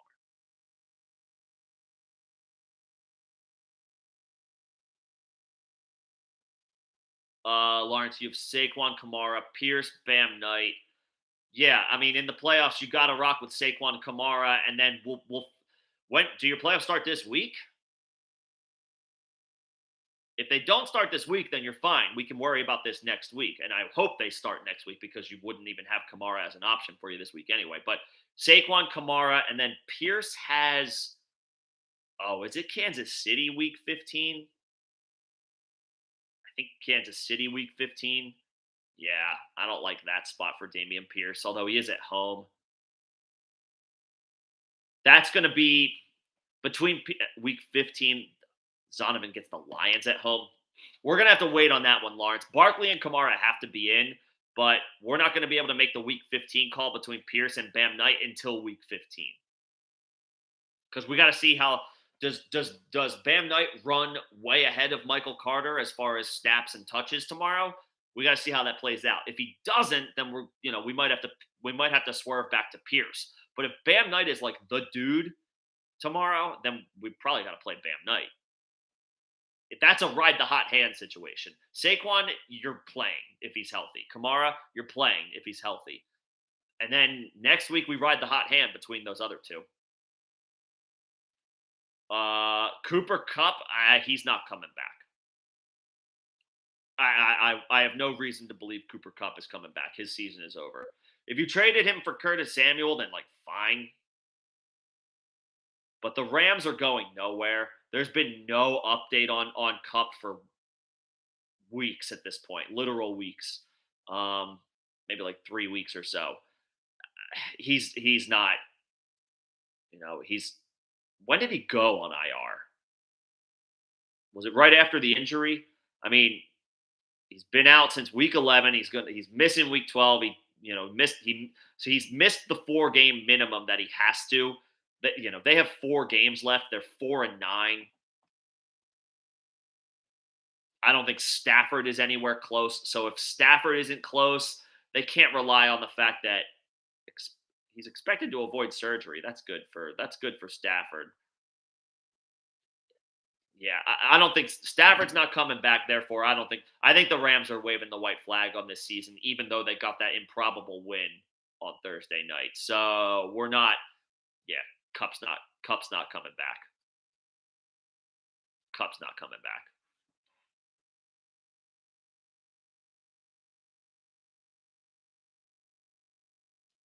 Yeah, Chig's got some wheels. I'm rolling the dice on I'm rolling the dice on Okonkwo of guys like Austin Hooper, Noah Fant, Bellinger. Give me Okonkwo. No Traylon Burks at home against Jacksonville. Give me that playmaker. He's got 40-yard catch, 48-yard catch, 40. How long was his catch against the Eagles? That one was over 40 yards.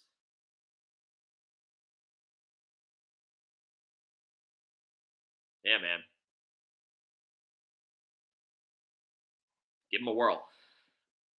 Manny, what's going on, Manny? You need 2 running backs but in full PPR. Foreman, ETN, Bam Knight, Rachaad White.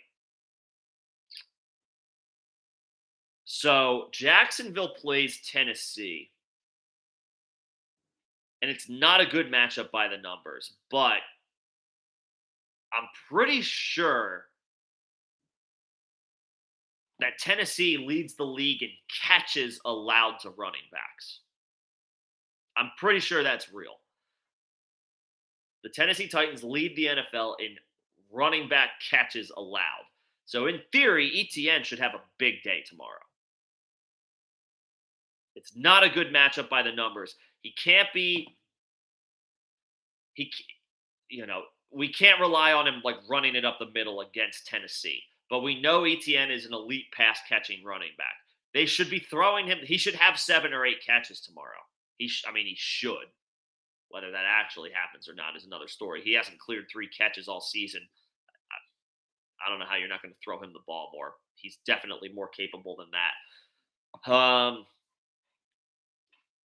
I think you definitely need to play of these options. I know it doesn't feel great again because of the matchup, but I think you definitely need to play Rashad White. If that's White, that's got to be Rashad White because Leonard Fournette is on the injury report, and in full PPR at this point, White has a 5-catch floor. He's caught 15 in the past 2 weeks, and Fournette is questionable. He's banged up. Give me Rashad White for sure. And then I think it's ETN. ETN is that's the chalk play. And I think that's where you got to go, Manny.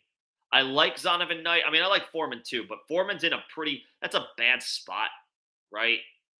Seattle's actually aren't they a tougher matchup for opposing running backs? Oh, no, they're not. Oh, shit, they're not. Why did I think the Seattle Seahawks were a rough matchup? They're a very good matchup for opposing running backs. I would go Rashad White for sure in full PPR. Manny, I'll say ETN is your floor play, Foreman is your ceiling play. So if you're looking for upside, I would say just play Foreman.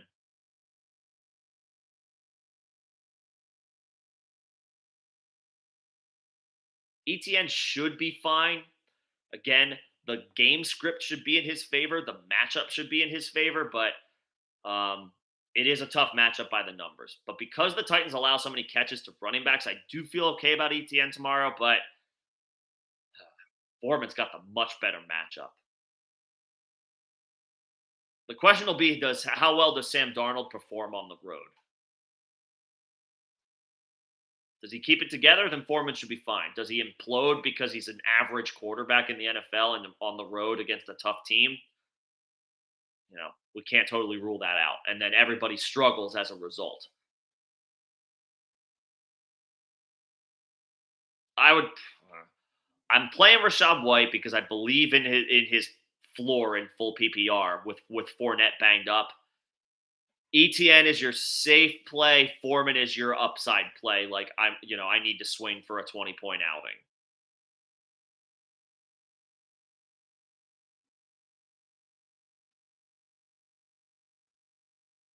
I guess Foreman and White. I guess I would go Foreman and White. I want to play ETN, but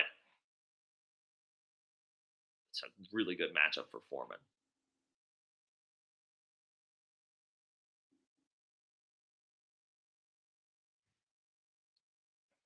I guess Foreman was on the injury report during this week, but he's good to go now. He was removed from the injury report yesterday.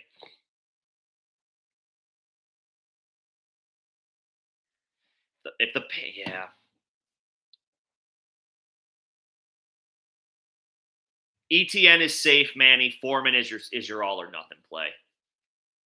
Yeah, Chuba could steal some carries, but I would go Rashad White because of his floor, and then it depends on your matchup, Manny. Is it if you're I'm expecting to win, then maybe just play ETN.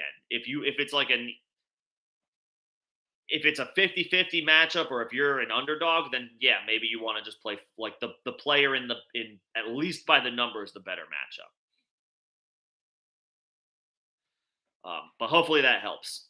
Iron, if Sky is playing, do I drop Jeff? Well, no, I'm not. No, to pick up would that be to pick up Sky more, Iron? I'm not picking up Sky more for at least right now. Even if this is I'm pretty sure this is Dynasty. But if you're trying to win games, to now, this year, this season, you're going to the playoffs and you're trying to win playoff games, I can't rely on Sky Moore.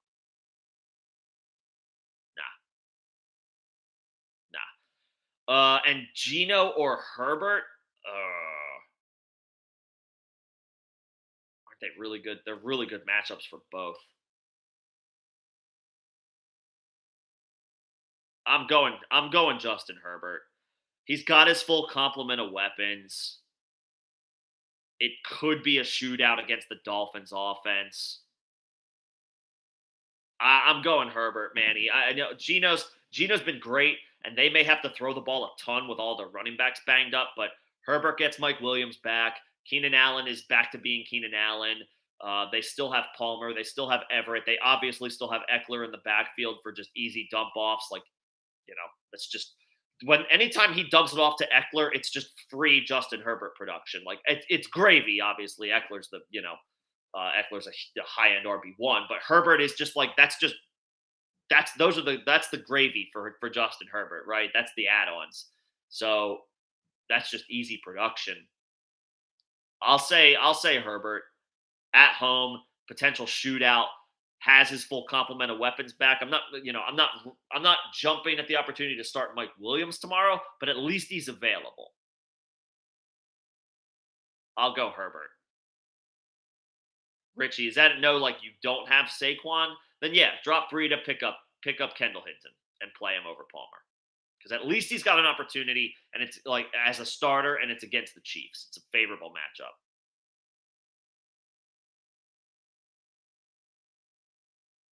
The Joker, what's going on, Joker? Ramondre Stevenson, Jamal Williams, Rashad White, Jeff Wilson, Donta Foreman. You can only have two of these guys in full PPR.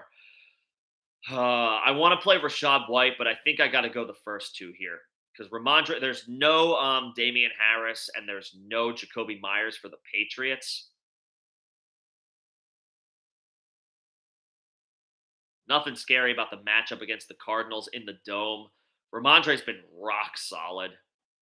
Ramondre's been so steady. 6 catches, 9 catches, 6 catches, 3 catches, 7 catches, 8 catches, 4 catch. Like he's got a 5 catch floor at this point, and with no Damian Harris is looking unlikely. I think is the. I don't think he's been ruled out officially, but Jacoby Myers has. Damian Harris is doubtful. He's officially doubtful. I gotta play Ramondre. He's been killing it, and I gotta give. I love Rashad White, and I know that DeAndre Swift kind of took his job back last week, but it was just for 1 week as far as we know. And Jamal Williams still gave you a floor play. He still fell into the end zone for you. I got to go the first two. I love Rashad White. I want to play Rashad White in as many scenarios as I can. You've got two options that are just I have to call a spade a spade. They've been doing it. They've been doing it more consistently all season or longer. Ramondre and Jamal Williams, Joker. I don't want to just rule out Donta Foreman and Jeff Wilson in great matchups, but they're a tier below. Like Ramondre and Jamal Williams are RB1s. They're RB1s. I gotta rock with those two. Stevenson and Jamal Williams. Lawrence, they didn't trade for Baker. They just picked him up. They just picked him up off waivers. And I think they're just giving him a look. Stafford's on IR with a spinal cord injury. There's been talk that like he could just retire. So the Rams are just weighing all their options in a lost season. I wouldn't be. They're not getting ready to make a playoff push with Baker Mayfield sitting at 4-9. That ain't happening. Kevin, thoughts on Travis Homer as a flex? I mean, sure, in PPR would be better. Standard, I don't feel as good about it. Walker's 50-50 for the game. I don't think he's going to play. I really don't.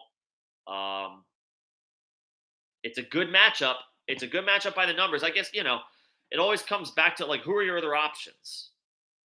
Who would you start him over? Yeah, he's got a good opportunity tomorrow. It's a good matchup. The Panthers give up top 10 production to running backs. And if Walker can't go, he might see the 65-35 split in his favor in the backfield. But, like, who are your other options?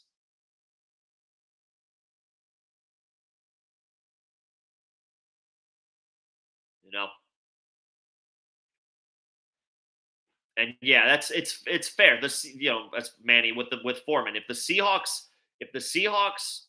who are a better team, if they get up early on the Panthers, then Foreman is going to get abandoned. And so if you're, that's another. If you're worried about that, then just play ETN, who I think will be fine. P Diddy, what's happening? P Diddy, been a member for 6 months. We appreciate the hell out of that. Thank you, man.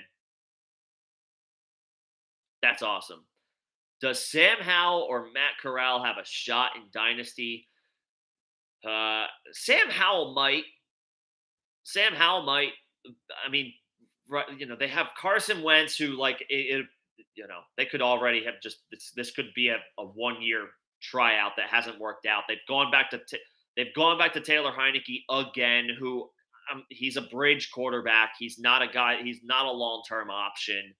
But the once again, Washington's record is competitive enough where they're not going to have an opportunity to get one of the top signal callers. So Howell's got an outside shot. They might draft another quarterback this year, but at least Howell's been there for a year. I'll say Howell has a chance. I mean, Corral's got the better draft capital.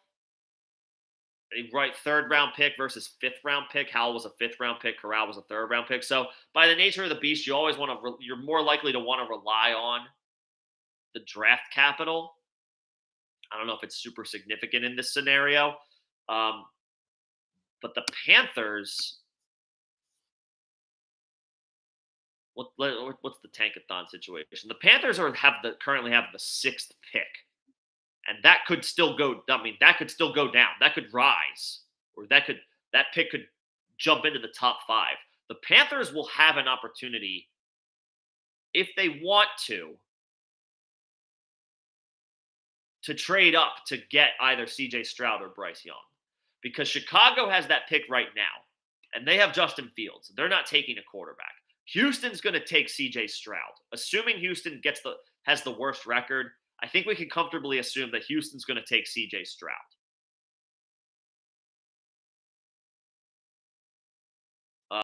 Seattle could be in play here. Detroit could be in play here.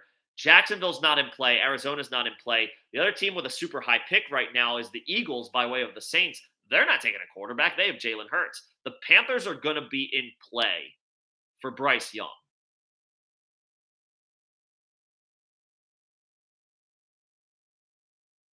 So I think because of that, at least today, right now, P. Diddy, Corral has longer odds than Sam Howell. I guess unless Washington ends up with Will Levis, I don't know that they're going to take him where their pick is going to be. I guess they could. Their pick right now is around 18. I guess they could take Will Levis if he lasts that long. I will, but because I would say, P. Diddy, because Washington is a little more, just by right now, their odds are longer to land a top quarterback prospect. I'll say Sam Howell has a slightly better shot than Corral. The Panthers are way more likely to end up with a guy like Bryce Young. And if they draft Bryce Young, he's playing week 1. He's going to play week 1 of the 2023 season. Darnold will be the backup. Corral will be third string. So I'll say Howell has a slightly better chance. They're long odds because he's a 5th round pick, but I think he's more likely to get a chance based on his opportunity than Corral.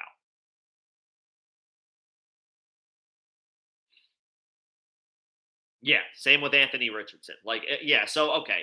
So if Washington ends up with one of those dudes, sure, fine. Both of them might become negligible, right? Both Howell and Corral might just kind of fade off. But I guess I would give. So if that happens, then I'll give the edge to Corral, because then Corral at least has the draft capital. Maybe he ends up somewhere, as a bridge quarterback or something like that, or gets the opportunity to develop in a situation like where the quarterback situation is unsettled. Honestly, like the Rams come to mind if Matthew Stafford decides to retire, something like that. So yeah, I'll give the slight nod to Howell for now. But appreciate being a member for this long, P Diddy. Much appreciated. Glad you glad you think enough of us uh, to stick around. No, appreciate it. We love our members. If anybody's interested in becoming a member, we know that the season is ending soon.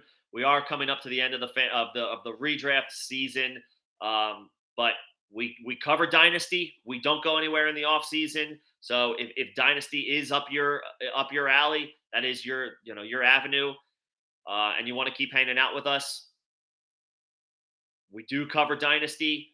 There are membership options available. That's the first link in the description of this video if you want to check that out, if you're interested. But anyway, let's get back to these. Let's get back to these questions. Bryce Long, you have. Should you trade Evans for Hawkinson? You would have Keenan Allen. You would have Keenan Allen instead, and you have Komet right now. You could. I mean, who's the okay? So Keenan Allen becomes the guy who automatically goes into your starting lineup for Evans. Who's behind Keenan Allen? Bryce. Like who's like okay, now Keenan Allen is the starter. Who are you relying on in the event that Allen goes down? That's my question. That's my question for you. If you have a reliable guy to fall back on in the event that something happens to Keenan Allen, then sure, you can make the move. Hawkinson looks like the tight end 3 rest of season.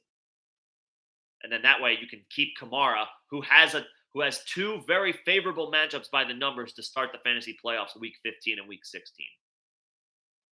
You want Kamara weeks 15 and 16. Week 17, you worry about week 17 if you make the championship game. We got to get there first. Yeah, I would keep Kamara.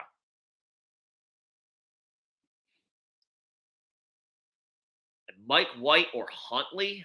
Boy. Oh man, that's tough. They're probably like neck and neck next to each other in the quarterback rankings this week. Um, I'll say White just because it's more likely that he's going to have to throw all game against a great Bills offense. Huntley could deliver, but I think the Ravens and Steelers have a history of not every single time, but they have a history of lower scoring matchups. You know, at least Mike White has a couple starts under his belt. Huntley did it last year. He proved he's a solid NFL quarterback. He proved that last year. He did a good job when he had to fill in for Lamar last year, and he looked fine in filling in for Lamar in the last game. But it is the Steelers. That division rival matchup has led to a little bit more lower scoring games. At least the Bills are at full strength and a great offense. Mike White's going to have to throw. He's going to have to keep pace. I'll say White, Lawrence.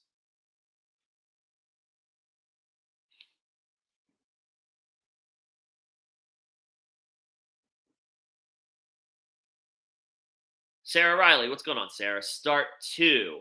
ETN, Jamal Williams, Swift, Jeff Wilson, or Walker. All right, so I'm ruling out Walker just because it's looking unlikely that he goes, or it's 50-50. I don't want to mess around. You have good options, so I don't want to mess around with Kenneth Walker,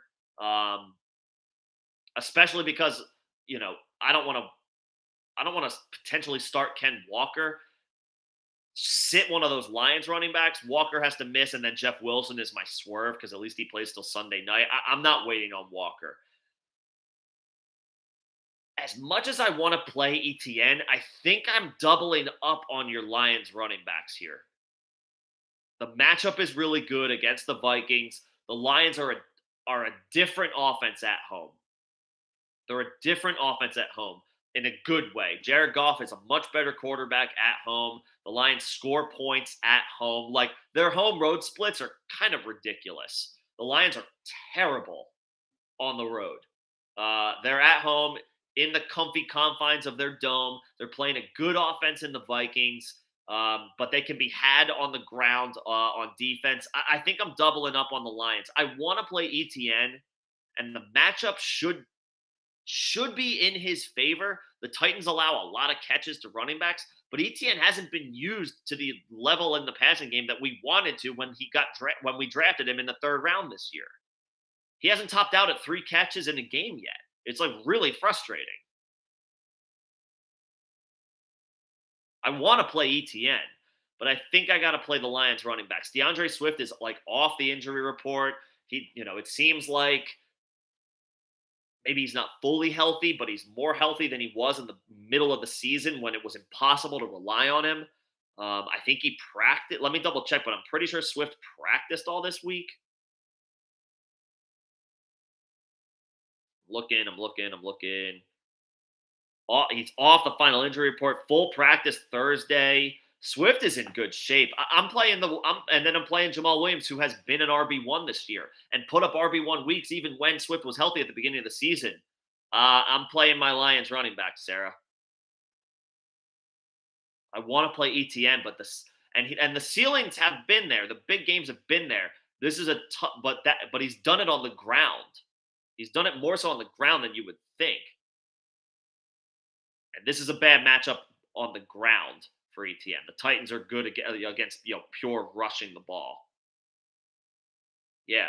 ETN's big games have come on the ground, not through the air. This is a bad matchup on the ground. Like catching the ball has not been. We thought ETN would have more catches on the year than he has at this point. I'm playing those Lions running backs. Kevin, you have Swift and CMC. You're not playing Travis Homer over those guys.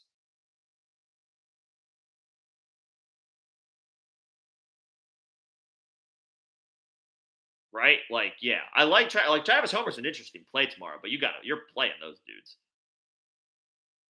You're playing those dudes. If there's a third guy who you're between him and Travis Homer, then sure, let me know. But you're playing Swift and you're playing McCaffrey.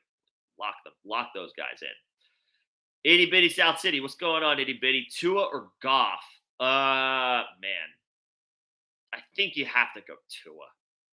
I know Goff is at home; he's a way better quarterback, and his floor should be rock solid tomorrow. But Tua's been in most games this year. Tua's been a QB1, bona fide QB1.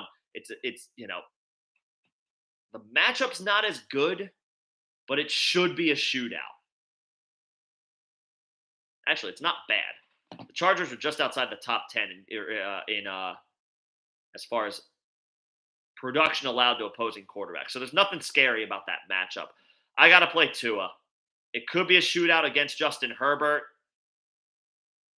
Oh man! Plus, you got to remember, like the Herbert versus Tua draft day. Like that's an out. Like both of these guys are going to want to ball out, right? There's that extra little incentive for Tua, proving that he deserved or the Dolphins were right to draft him over Justin Herbert. There's all kinds of intangibles in this game, man. Give me Tua. I'll take Tua over Goff. And then Jefferson, Kirk, Duvernay, Saquon, Rashad White, Bam Knight, Homer, Hilliard. Okay, so you need 2 receivers, 2 running backs, and a flex. All right. Well, you're playing Jefferson, and you're playing Kirk. Those are your wide receivers. Jefferson and Kirk are locked in. Yeah. And then Saquon if he doesn't go, play Rashad White and Zonovan Knight. And for me, it's Rashad White over Zonovan Knight. And in the flex, if Saquon can go, you play all 3 of those running backs. If Saquon can't go, this is where I would play Rashad White, Zonovan Knight, and Travis Homer. Yeah. Tua is your quarterback. Jefferson and Kirk are your wide receivers, easily over Duvernay. That's not close. And then Saquon is obviously your RB1 if he's in. Rashad White is your RB2 if Saquon's healthy. And I'll take Bam Knight in the flex. If Saquon is out, Rashad White, Zonovan Knight, and I'll take Travis Homer, assuming we're not going to see Kenneth Walker tomorrow. I don't want to play Dobbins in his first game back. And Hilliard should have had an extra opportunity without Treylon Burks, but I don't know if I want to roll those dice. I don't know if I want to rely on that. So there you go. Hope that helps. P. Diddy, got you, man. Thanks again for being a member for 6 months. And Bright, okay, so you have Hollywood or Connor. Yeah, sure. Get Hawkinson. If you upgrade from Hawkinson to Komet, and you have Keenan Allen and Hollywood Brown to replace Mike Evans, like, yeah, sure, I'm fine with that. I'm okay with that because you also have Connor. Yeah, you have some good options, and you get a big upgrade at tight end, one of the more reliable options at tight end, top three rest of season. Yeah, that's fine. I'm okay with that. I'm okay with that. And yes, sir, scouting starts now. Scouting's been going on. So, yep, we're here. We don't go anywhere. We are here in the off season. If anybody wants to keep the conversation going and talk dynasty, um, we might take a small break after the Super Bowl, but it won't be a very long one. By March, we'll be talking shop. We'll be talking dynasty. We might talk dynasty during the NFL playoffs, but um, yeah, we'll see how that where those conversations go. Elout, what's going on, Elout? Do you play Marquise or do you play Rashad White? Boy, I would want to play both. I want to play both. If if Leonard Fournette is ruled out, Elout, I'll play Rashad White. If Leonard Fournette is active for the game, then maybe I'll pivot to Marquise Brown. I think that's my plan of attack, Elout. I really want to play Rashad White, but if I have Marquise Brown and Leonard Fournette ultimately ends up being active, then I'm okay pivoting to Marquise Brown. Yeah, you're not. Yeah, okay. With those guys, yeah. I'll play Rashad White if Leonard Fournette is ruled out, and I'll play Hollywood Brown if Leonard Fournette is active. Lawrence, I'm going Garrett Wilson. I'm going Garrett Wilson. Maybe not next week. Maybe not next week when Mike Williams has a week of, get his sea legs back under him. But Garrett Wilson has been unlocked with Mike White. He has been unlocked. He's got 23 targets the past two games. Last week was 8 catches for 162. The week before was 5 for 95 and 2 scores. It's Garrett Wilson. In a game where they're going to have to throw, the Jets are going to have to throw to keep pace. And it should be a shootout in LA too. So Mike Williams, but man, Garrett Wilson has been a bona fide high end wide receiver one the past 2 weeks, and the game script is in his favor again. Mike Williams, it's just his first game back. If I have a guy like Garrett Wilson who has played as well as he has the past couple of weeks, and the vibes are good with the Jets offense right now with Mike White. I know they didn't win the game last week, but the vibes are really good with the Jets right now. I'm going Garrett Wilson. Let Mike Williams marinate on the bench for a week. Let's see how he does in his first game back from injury. I'm going Garrett Wilson. And yeah, two is bouncing back this week. Thoughts on Marcus Jones? Yeah, I can't bank on that. I guess it's possible because Jacoby Myers is out, Damian Harris is doubtful. They'll be looking for playmakers somehow, some way. I can't bank on that guy. I can't. Like that was a cool story. Good for him getting in there as a cornerback, getting an opportunity to catch a pass, make a play as a wide receiver. I'm not chasing that. I'm not chasing that. I can't do it. Good for him. Good for that guy, but I can't do that. SWA or SWA, whatever it is. It might be SWA because there's no periods. Like the profile picture. Do you start Keenan this week with Mike back, or do I go on waivers and start Kenneth Walker's on waivers? Dude, how many? That's ridiculous. Kenneth Walker needs to be added. He needs to be on a roster. That's wild. But that being said, you gotta play Keenan Allen. You gotta play Keenan Allen. Walker might not play.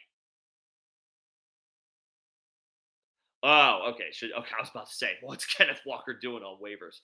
Nah, man. Well, so God. Okay, got it. Got you. No, no, you don't gotta pick anybody up. You have the options available to you. Walker's probably not gonna play. Even if he's active, it could be a limited opportunity. It could be a limited role. He could still split work with Travis Homer and Tony Jones. He's been on the injury report all week and hasn't practiced. I can't. Yeah. I can't play Kenneth Walker this week. Not Keenan Allen. I'm playing Keenan Allen for sure. Even with Mike Will back, Keenan Allen's not on the injury report. It's a great matchup by the numbers for Keenan Allen. Um, Walker might not play, and even if he does, he could be limited. He could re-aggravate the injury. I don't. I would not want to roll the dice. If I have a player of Keenan Allen's caliber, I don't want to roll the dice on Kenneth Walker this week. No. If it was like, do I have to start either DeAndre Carter or Kenneth Walker, then I'm hoping Kenneth Walker's active. I'm playing him and I'm hoping for the best. But because you have Keenan Allen, play Keenan Allen. Even if Walker's active, I'd be like, I don't know if I trust that. I don't know if I trust that. Yeah, it would be. Yeah, at one time he was on waivers, but that was way back in like maybe week 4. Even then, he probably was already rostered to that point. All right, we are at the end of the chat. I'll give it a couple of minutes if there are any last minute questions. If anybody has anything that comes up, I will be available tomorrow, 10 a.m. Eastern, for Sundays, for our Sunday start sit stream. So if any other questions come up, or if you just want to revisit anything that maybe we were unsure about or you were unsure about tonight, I will be available tomorrow, 10 a.m. Eastern, to answer any questions. Again, you can join our Discord. Evergreen invite, second link in the description of this video. You can join an awesome growing community and you can keep the conversation going. Batty, what's going on? Just in time, pick 2 to start between Pierce, Mostert, Samaje Perine, and Slayton.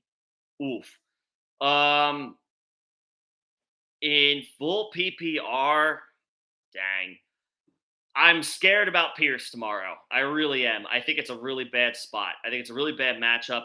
But I think he's your best option here. I think he's your safest option here, with Mixon being back as it pertains to Samaje Perine. I think you got to go Dameon Pierce. I don't love the situation, but among these guys, I think that's where you got to go. Oh, man, Mostert is dicey with a healthy Jeff Wilson. The last time both of them played and both were healthy, it was Wilson who led the backfield. Mostert got like 30% of the snaps. He still came through because I think he had a big run. Mostert is a floor play.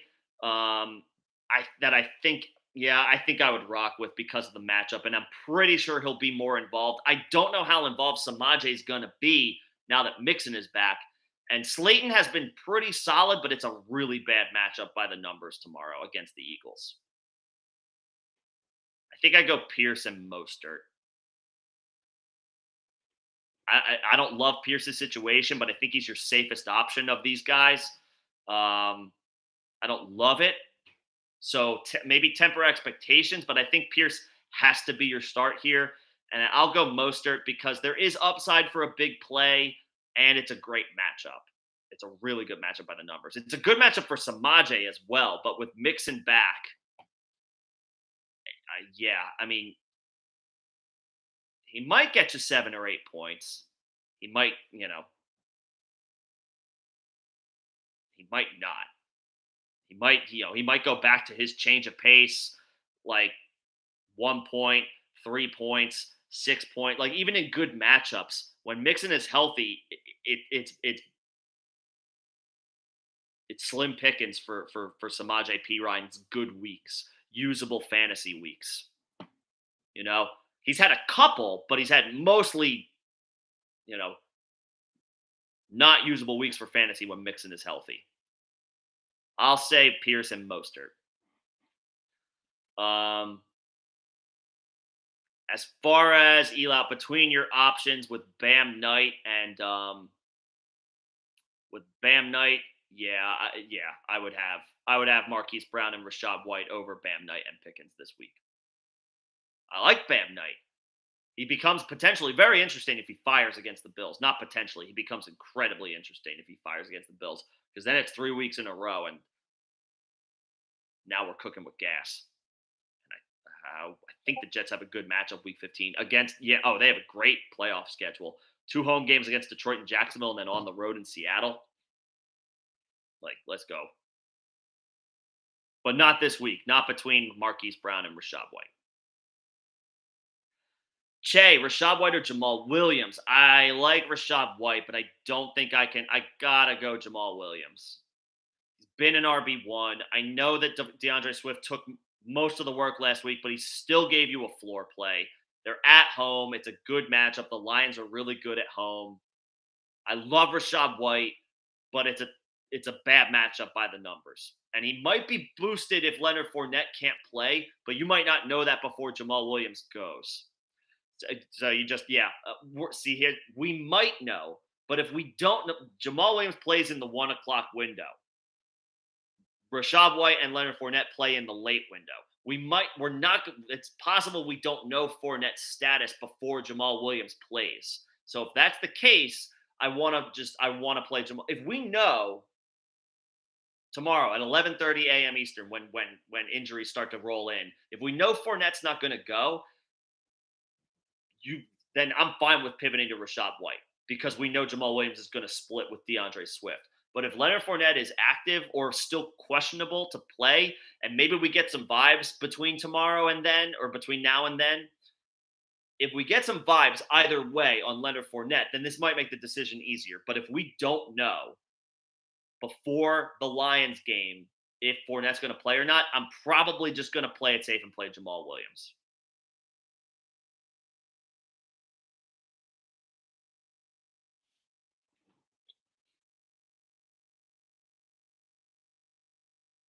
So, it depends. Yeah, they might not tell us. We might not know. And if we don't know, I'm going to play it safe and play Jamal Williams.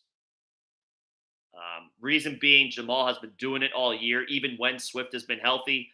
And White's got I love Rashad White, but it's a pretty tough matchup. It's a pretty tough matchup. So, yeah, hopefully that helps. Did Seattle elevate another running back? That's probably just, to me, that means DJ Dallas is definitely out. And then we'll see about Walker. Could he get more run than Homer? Sure. It depends on the type of player he is. I actually didn't see who they elevated. I actually didn't see who they elevated. Like, is he a bruiser? Then yeah, he might get more run than Homer. Is he a little bit more of like is he a pass catcher? Then maybe Homer runs ahead of him. We'll see. And there you go, Che. Yep, you got it. You're welcome. No problem. Betty, you're welcome. Raja, any news on Goddard? Hopefully returning next week, but he's not playing tomorrow. Hopefully getting activated this week.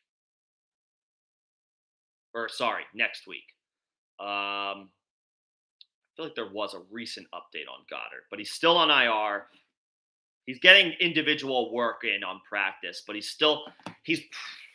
he might return next week, but I wouldn't be relying on Goddard next week. The earliest I'm relying on Dallas Goddard is week 16.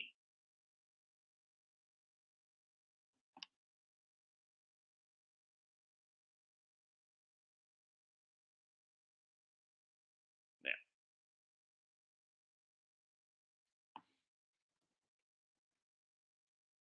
So we'll see. Betty, thanks for joining the Discord. That's awesome. I can look at the matchup for you. I'll give you. I can give you my thoughts. I can give you my thoughts later tonight when I get a chance to look at it. But yeah, that's not a problem. Can you drop Tony? I think you can.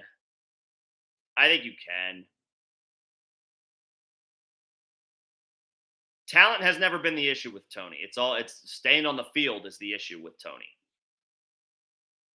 And DJ Dallas is officially doubtful. I think we're not expecting Dallas to play. And honestly, I would be surprised if Walker played.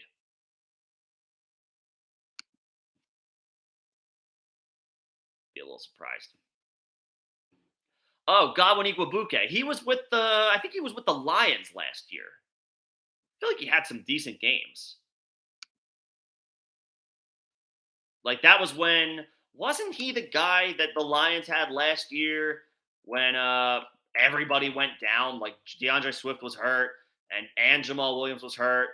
Um, like Hawkinson was hurt. Everybody was hurt. Didn't they have him last year? Maybe I'm thinking of somebody different.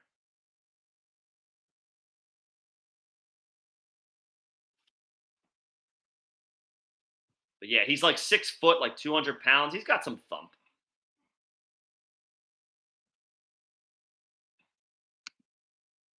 Yeah, maybe he gets some run tomorrow. Actually, yeah, he might make Tony Jones obsolete. He might make Tony Jones not matter. But I don't think he's gonna.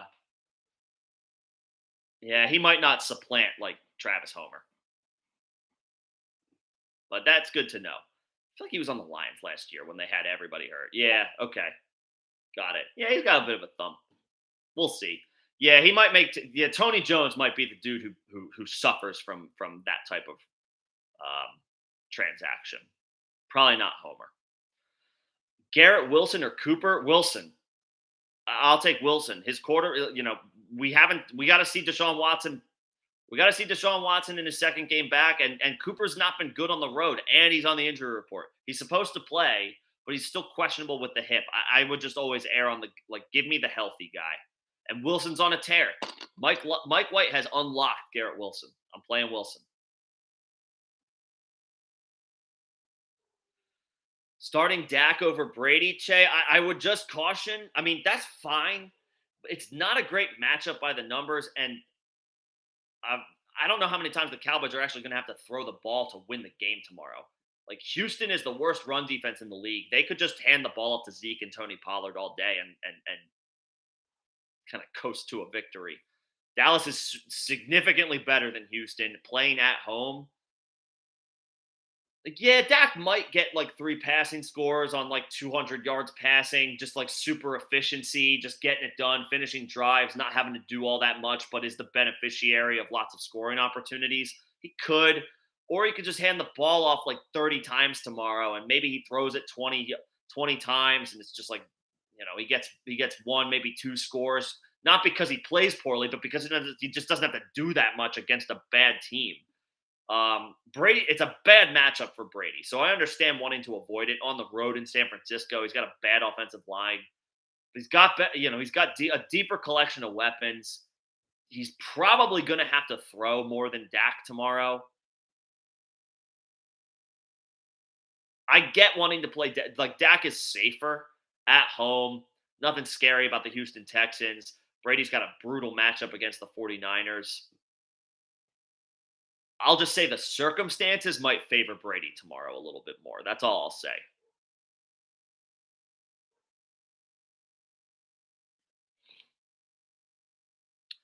Astro, yeah, I think I've gotten a lot of Rashad White versus Jamal Williams today. I think, yeah, so I think I would probably go Jamal Williams. Um, I would probably go Jamal Williams because we're not going to probably know Leonard Fournette's status before the game. If we know Fournette's going to be out, like going into the 10 a.m. game, so you must be West Coast if it's 10 a.m. If we're going into the 1 o'clock slate, the early window, um, and we don't know Leonard Fournette's status, I'm playing it safe and playing Jamal Williams in a great matchup against the Vikings at home, where the Lions have had lots of success. If we know early that Fournette is not going to play, or maybe we get some vibes between tomorrow and then that Leonard Fournette's status is in doubt and it's actually not looking that good, then I would play Rashad White. But we're probably not going to know. I would guess we're not going to know Rashad White or Leonard Fournette's status before the early games. If that's the case, I'm just going to play it safe and play Williams.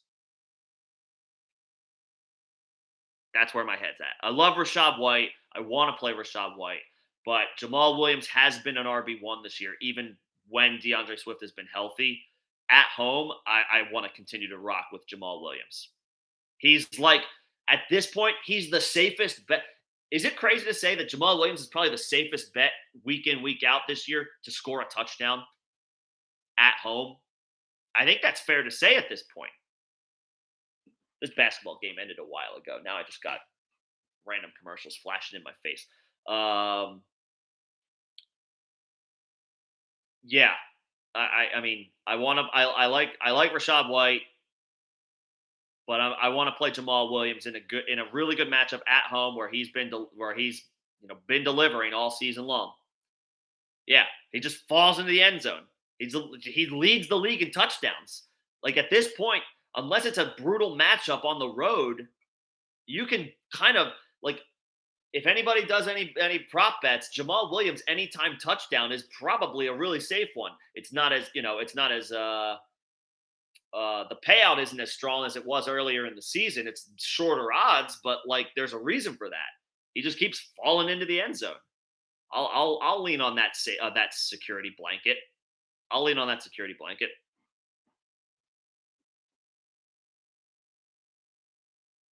So yeah, Williams if Fournette status is unknown. Rashad White only if we know Fournette is out before the early games. Grant Fontenot, what's going on, Grant? Mike Evans, Pierce, or Jamal Williams? You're in full PPR. I don't want to sit Mike Evans, but I think you have to. I just got done on a pro Jamal Williams rant. I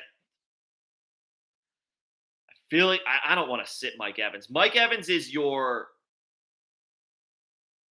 Jamal Williams is your low floor.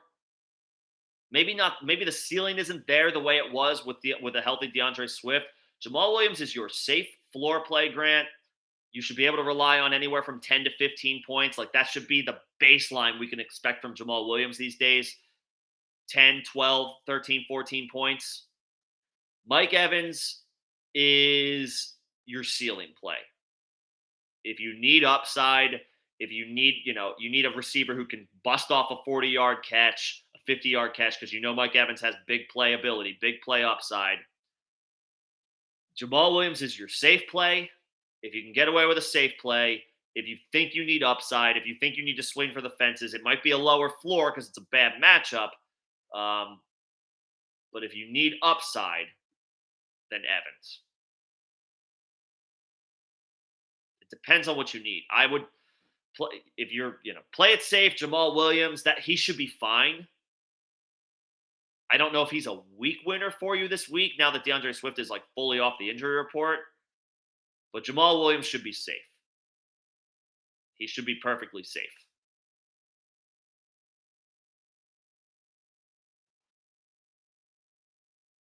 But if you're like, I need upside, I don't like, I'm projected to lose by 15 or whatever, then I'll say, or worse, then play Mike Evans.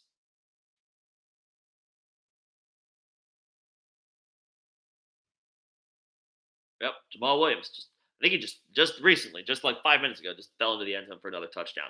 Astro, no problem. Yeah, just keep your ear to the ground on Leonard Fournette's status. If he's ruled out before the games kick off, then I'm getting Rashad White in there. But if not, I would go Jamal Williams.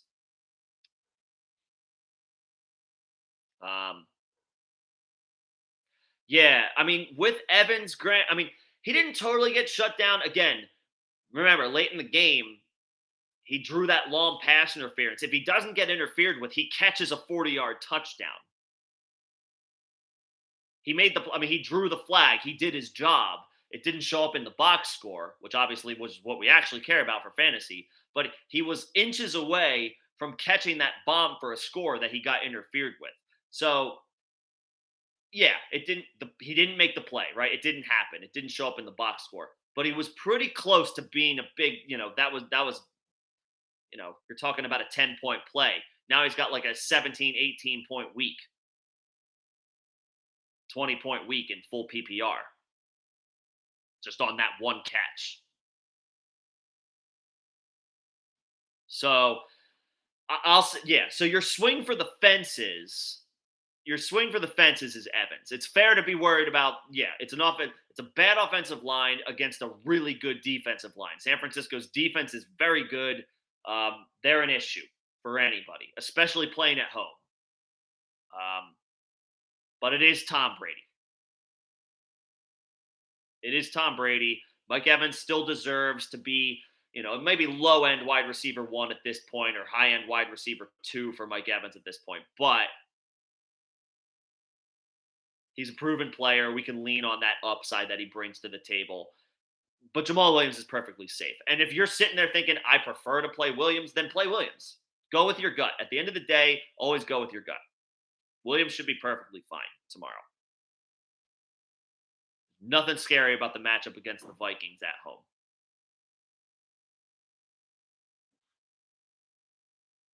Thanks for coming in. Thanks for the questions. Giovanni, with Burks hurt, would Robert Woods be a good play? Who are your other options, Giovanni? I don't really want to play Robert Woods even without. I mean, yeah, in theory he should be fine. There's more targets available. But Burks left the game last week early. He caught that touchdown. I think was that still in the first quarter? It was definitely in the first half. And I know the Eagles are a tough matchup, but Burks left that game pretty early, and Woods had 1 catch for 6 yards. He got 5 targets. I mean, 5 targets, 6 targets, 7 targets, 7 targets. The past 4 games, the targets have been there, but only one of those games turned out to be good. Week 11, that game that was the Thursday night game that the Titans popped off in Green Bay. He had 6 for 69. Nice. But the other 3 games, 3 of the past 4 games, he's got 32 receiving yards combined. Now, yes, Burks played those games, but still. It's a good matchup. Giovanni, I would want to know who your other options are as far as your streamers, as far as your streamer options. I would want to know your alternative options. Like, is this a flex play? Is Travis Homer still out there? Is Corey Davis out there? I'd rather take a chance on Corey Davis. Is Kendall Hinton out there? Hell, I might even want Travis Homer and Bellinger. I think I'd prefer to roll the dice on Homer.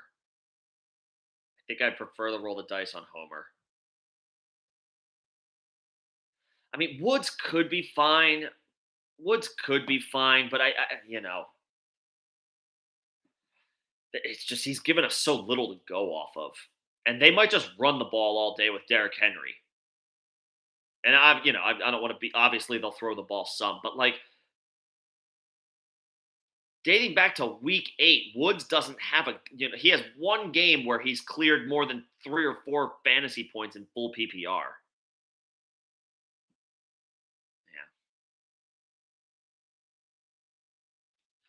If you're all right, if you yourself, if you're worried about the committee, we obviously don't know. We never know how these random 3-headed potential situations are going to shake out for a backfield when the starter goes down. If you're thinking Tony Jones is getting in there and Godwin Igwebuike is getting in there, and maybe Seattle just goes to the air way more. Well, if they go to the air way more, then Homer's going to be in there as the third down pass catching back. But if you're worried about the committee and you prefer the opportunity, Woods should be fine, I guess. You might be hoping for 5 catches for 40 yards. I'm just gonna say that's probably what you're hoping for. You're hoping for 5 catches for 40 yards from Woods.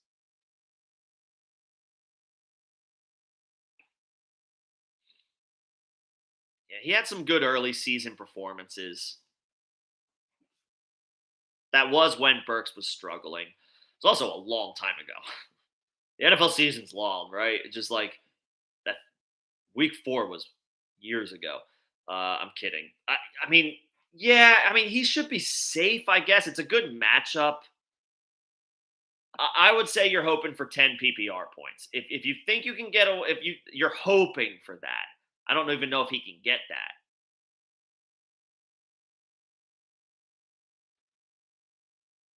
I guess if you're worried about the committee, then sure. I guess you can play. I guess you can play Robert Woods. I wouldn't play Bellinger. I wouldn't play Noah. I wouldn't play those tight ends. I guess I would roll the dice more likely on Woods.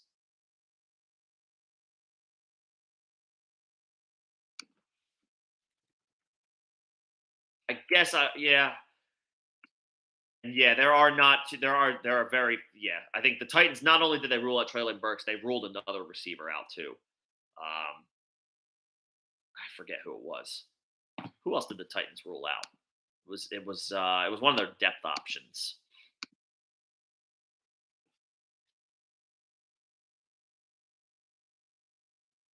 Yeah, it's one of their like was it Des Fitzpatrick or CJ Board? One of those guys. It might have been Board, CJ Board, who I think played like 30% of the snaps last week. I think he was the guy who got ruled out.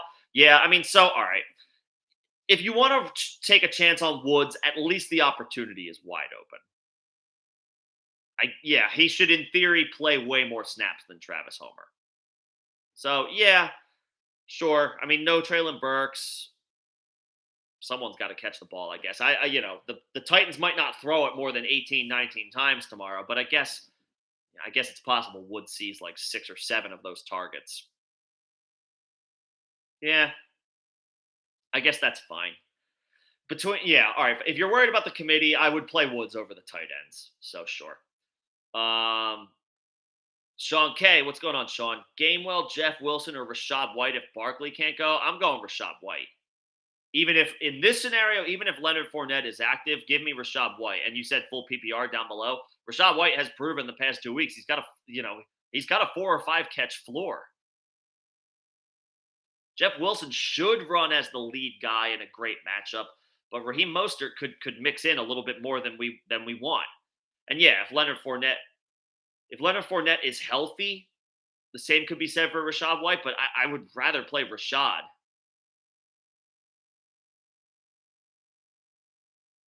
I think I would lean on the younger legs, the rookie, the fresh legs, with the pass catching upside that he comes with, that Rashad White comes with. Gainwell's not an option here. But obviously you're just hoping, I think you're just hoping Saquon goes. If Saquon can't go, yeah, I really want to play Rashad White. I guess you could swerve to Jeff Wilson if Fournette is ultimately activated. If you're worried about like that the Bucks committee in a bad matchup, that's fair. But if Fournette is out, I'm definitely playing Rashad White.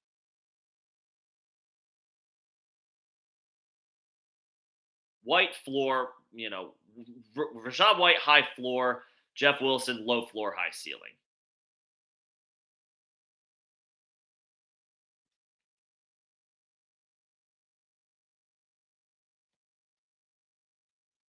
That's where we're at. Earl, you need a running back. You have Walker, who's probably not going to play, and Taylor's on bye this week. Who are your options? I don't see any options, Earl. Let me know. Let me know. And Giovanni, you're with the Jags can try to stack the box. Correct me if I'm wrong, but I'm pretty sure Derrick Henry has killed Jacksonville over the course of his career. Derrick Henry versus Jacksonville. I'm looking it up on StatMuse right now. But yeah, he has. He's got a season's worth of production against them in like 10 games. Henry has 213 career carries for 1,143 rushing yards and 15 touchdowns in 11 career games against the Jaguars.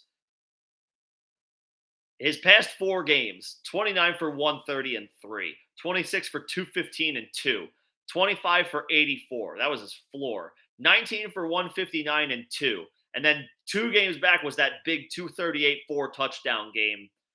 He kills the Jags, man. I don't the Jags could stack the box with all 11 guys. Derrick Henry's still going for 102. 100 yards, 2 touchdowns. He has killed. Good luck, Jacksonville. You can try. You have clearly not. This has not worked out in your favor. This has not worked out in your favor. Yeah, man. I wouldn't be too worried about.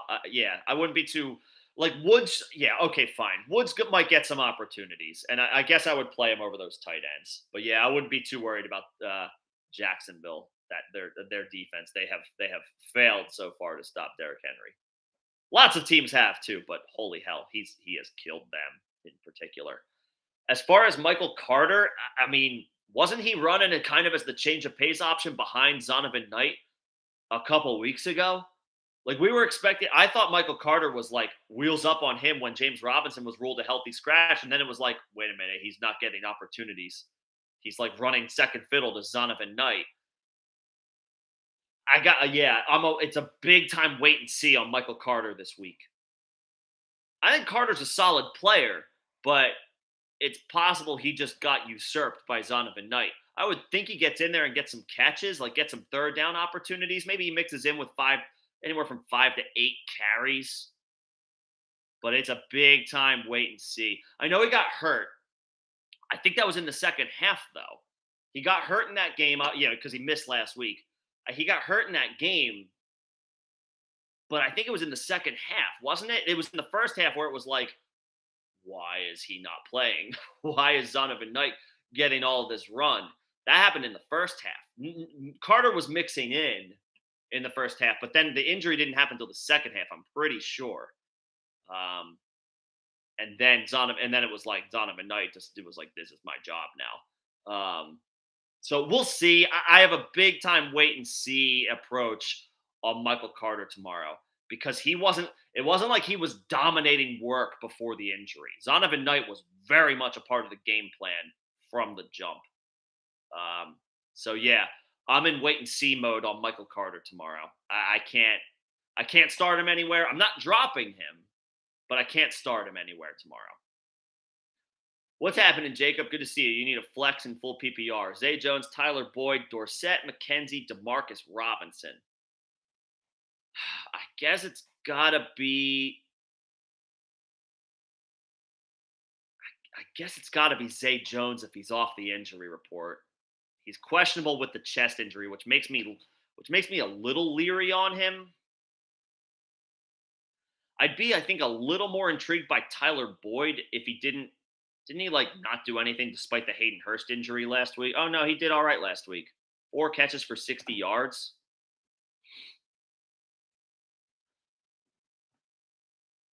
At home, Jacob, I'm going to say Tyler Boyd. It's boring. He's probably not going to give you a ceiling play.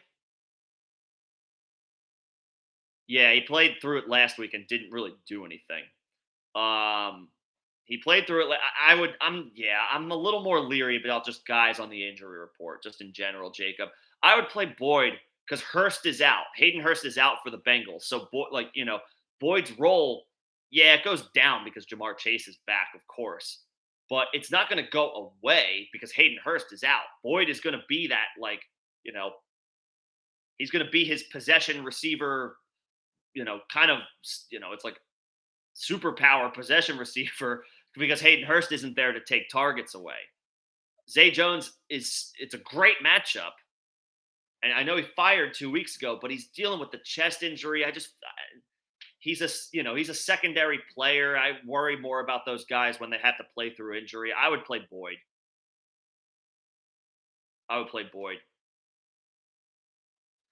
As far as Kansas City or the Eagles, you can't go wrong. If Saquon is ruled out, the Eagles for sure. But I think you have to. Saquon has torched the Eagles in the past.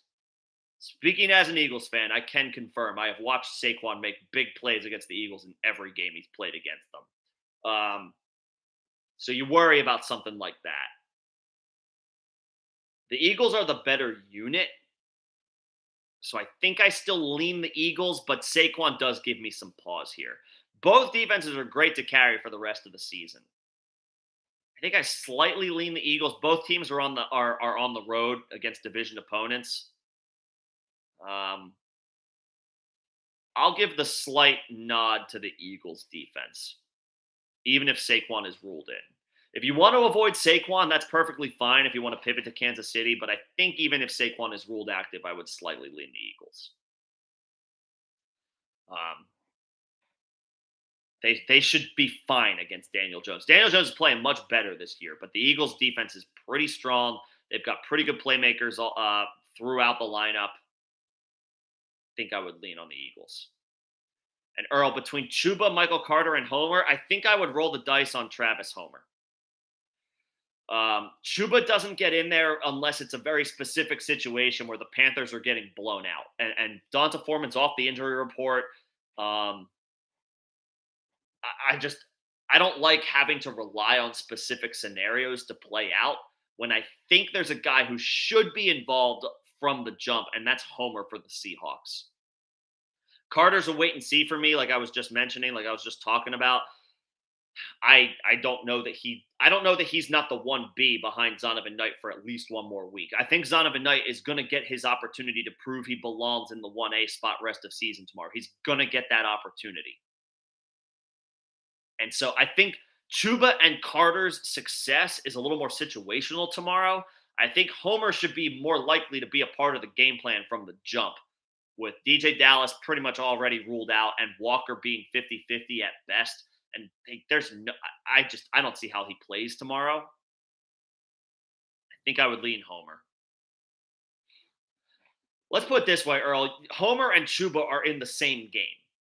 If Kenneth Walker is surprisingly ruled in, he's active, then you could play Chuba and just hope for the best. But if Walker's out, I'm playing Homer.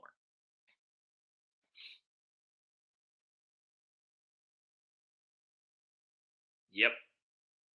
Singletary, Fournette, or Zay Jones. I'll play Singletary, Jacob, because Fournette and Zay Jones are on the injury report. Singletary's not, and he is still the starting running back for the Bills until further notice.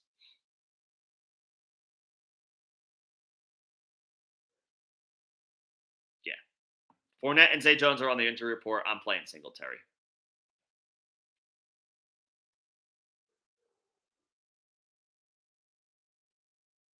Yeah. What's going on, Tim? Yeah, and or already talked about Zay Jones. Yeah, Jay, I would go Tyler Boyd over Zay Jones. What are those prize picks, Tim? Let me know. Oh, you already did. Over Jets 93 what is that? Just 93 and a half yards? Oh, over on the Jets and then over on Derrick Henry. I think 93 is a perfectly safe over to bet on with Henry. Chase over 80 and a half. Yeah, that's fine. The Sauce one I would think is maybe the diciest. Well, maybe not. The Bills throw the ball a ton. Yeah, the Wilson one could be tough to hit.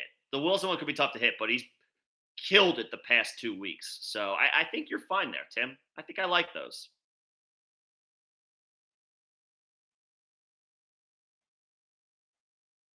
Oh, okay, got you. Yeah. No, I think I like those, Tim. And Giovanni, good to see. Yeah, you looks like you're safely in the playoffs. I think, or with 8-5, you should be in a good spot despite having all those dudes on bye. The positive for you there is you got a bunch of dudes who get a week off before your playoff run. Not too bad. At least you have guys like getting that late week off. It could be a nice little game changer for you for week 15. Robert Mitchell, what's going on, Robert? Latavius Murray, Jeff Wilson, or Homer if Walker's out. It's either Lat Murray or Jeff Wilson for me. I think I would. Murray should be. I think Murray is safer for you, Robert, because there's not a Raheem Mostert in Denver's backfield to potentially like take more work away. Wilson's got the much better matchup and probably should lead the backfield. But Latavius can catch the ball. He's going to be involved at home against the Chiefs. That it's a beatable defense by the numbers. I think I lean Latavius Murray just because I know he's going to get the work. Jeff Wilson should get the work, but he might cede work to Raheem Mostert. And that caps him a little bit. I think I slightly lean Latavius Murray, Robert, because at least even if they get blown out, if Denver gets blown out, they might look to Mike Boone a little bit, but they are at home. They're at least at home. And teams, no matter how, we know the old mantra, right? No matter how bad a team is, that you tend to play your division games tough. You tend to play your division opponents tougher than you can throw the records out the window, right? And I know the Broncos are terrible this year, and maybe maybe that doesn't apply to Russell Wilson this year, but I would not bank on the Broncos getting like blown out tomorrow, which means Latavius Murray stays involved all game long. I think I lean Latavius. Wilson's got a great matchup by the numbers and is, I guess, the all or nothing play, but Lat should give you a solid floor. Lat should give you a solid floor. Do you start Knight or Latavius Murray? Dang. Yeah, I guess I go Latavius Murray again for similar reasons that, with Jeff Wilson. Like Knight could be the dude, but it could be Michael Carter. Maybe Ty Johnson catches a bunch of passes because it's the Bills, right? I believe it's Zonovan Knight, but we've believed things as it pertains to backfields tons of times, and it doesn't always pan out that way. I think I would go Latavius Murray here. Robert and Tim, we know Murray's role is pretty safe. We can't say this. We can't be as definitive about Wilson and Bam Knight, even though we like both players. I'll take Murray's pretty safe floor. Would I go Keenan Allen over Godwin or James Cook for the flex? Hell yeah, I would go. I would not play James Cook. I'm playing Allen and Godwin, Astro, for sure. Play those wide receiver ones. James Cook had a nice week last week. Let's see him do it again before we fire him up over proven wide receiver ones. Allen and Godwin for sure. How would I feel about Breida in PPR if Barkley doesn't play? Not good. Not good. It's not. I mean, the Eagles are, by the numbers, they're not a bad matchup for opposing running backs, but they just shut down Derrick Henry. I don't want to roll the dice on Matt Breida. I got to have literally no other option.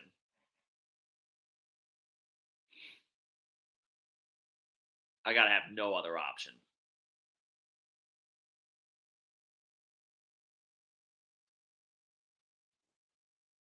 Yeah. Thomas Dodson, is this a championship squad? You got Fields, so that's a good start. As long as if you're in the playoffs, and you're not relying on if you're not relying on Fields this week, then that's good. Lamb, Hollywood Brown, Metcalf, that's good. DPJ, Gabe Davis, good depth. You got Zeke, Saquon. As long as you get Walker back, then you're all right there. And you're just hoping you have Njoku for the next couple weeks, and you hope you get to week 16 with Goddard. Yeah, I'd say so. That can compete. That's just fine. You're fine.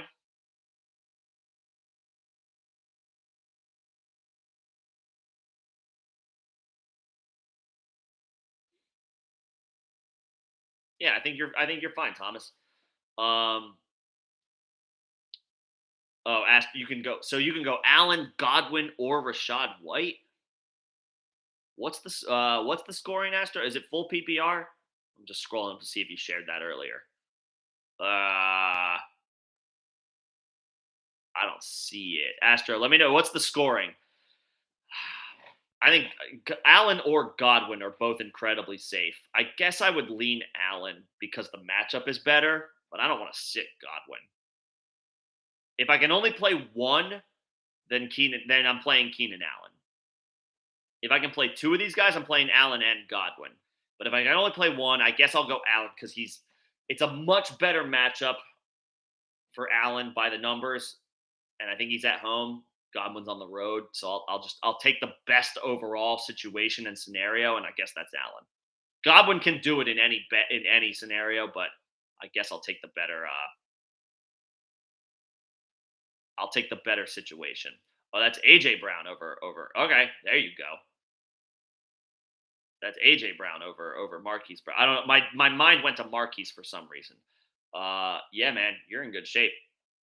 You're in good shape. Nicely done.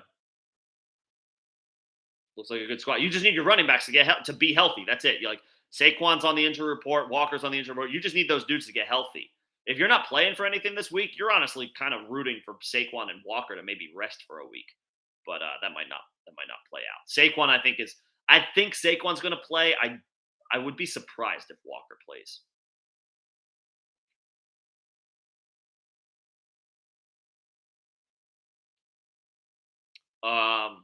So yeah, Astro, just to confirm, Keenan Allen over Godwin, Godwin over Cook.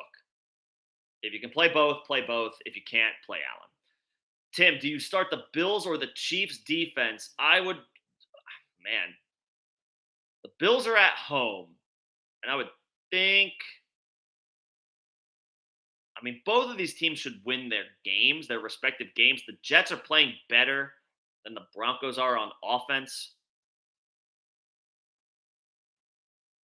I think I would play the Bills because they're at home. Like, I would go chalk there, Tim. Both are great options. I think I would just go chalk there. Play the home team. I would play Buffalo.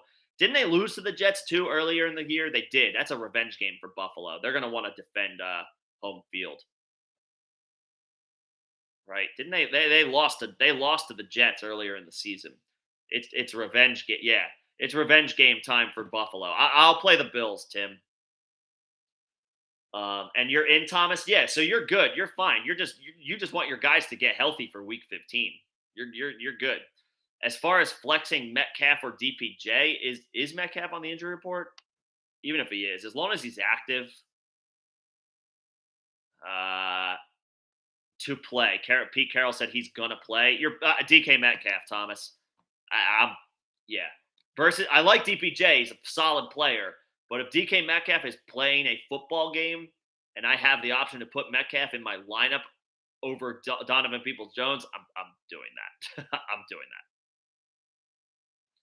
Yeah, no doubt. All right, we're at the end of the chat. I said that like 45 minutes ago, but that's cool. We got a big influx of new people with new questions, and always willing to talk shop. Always happy to talk shop with you guys. We are at the end of this chat, so I'm probably going to be shutting this down soon.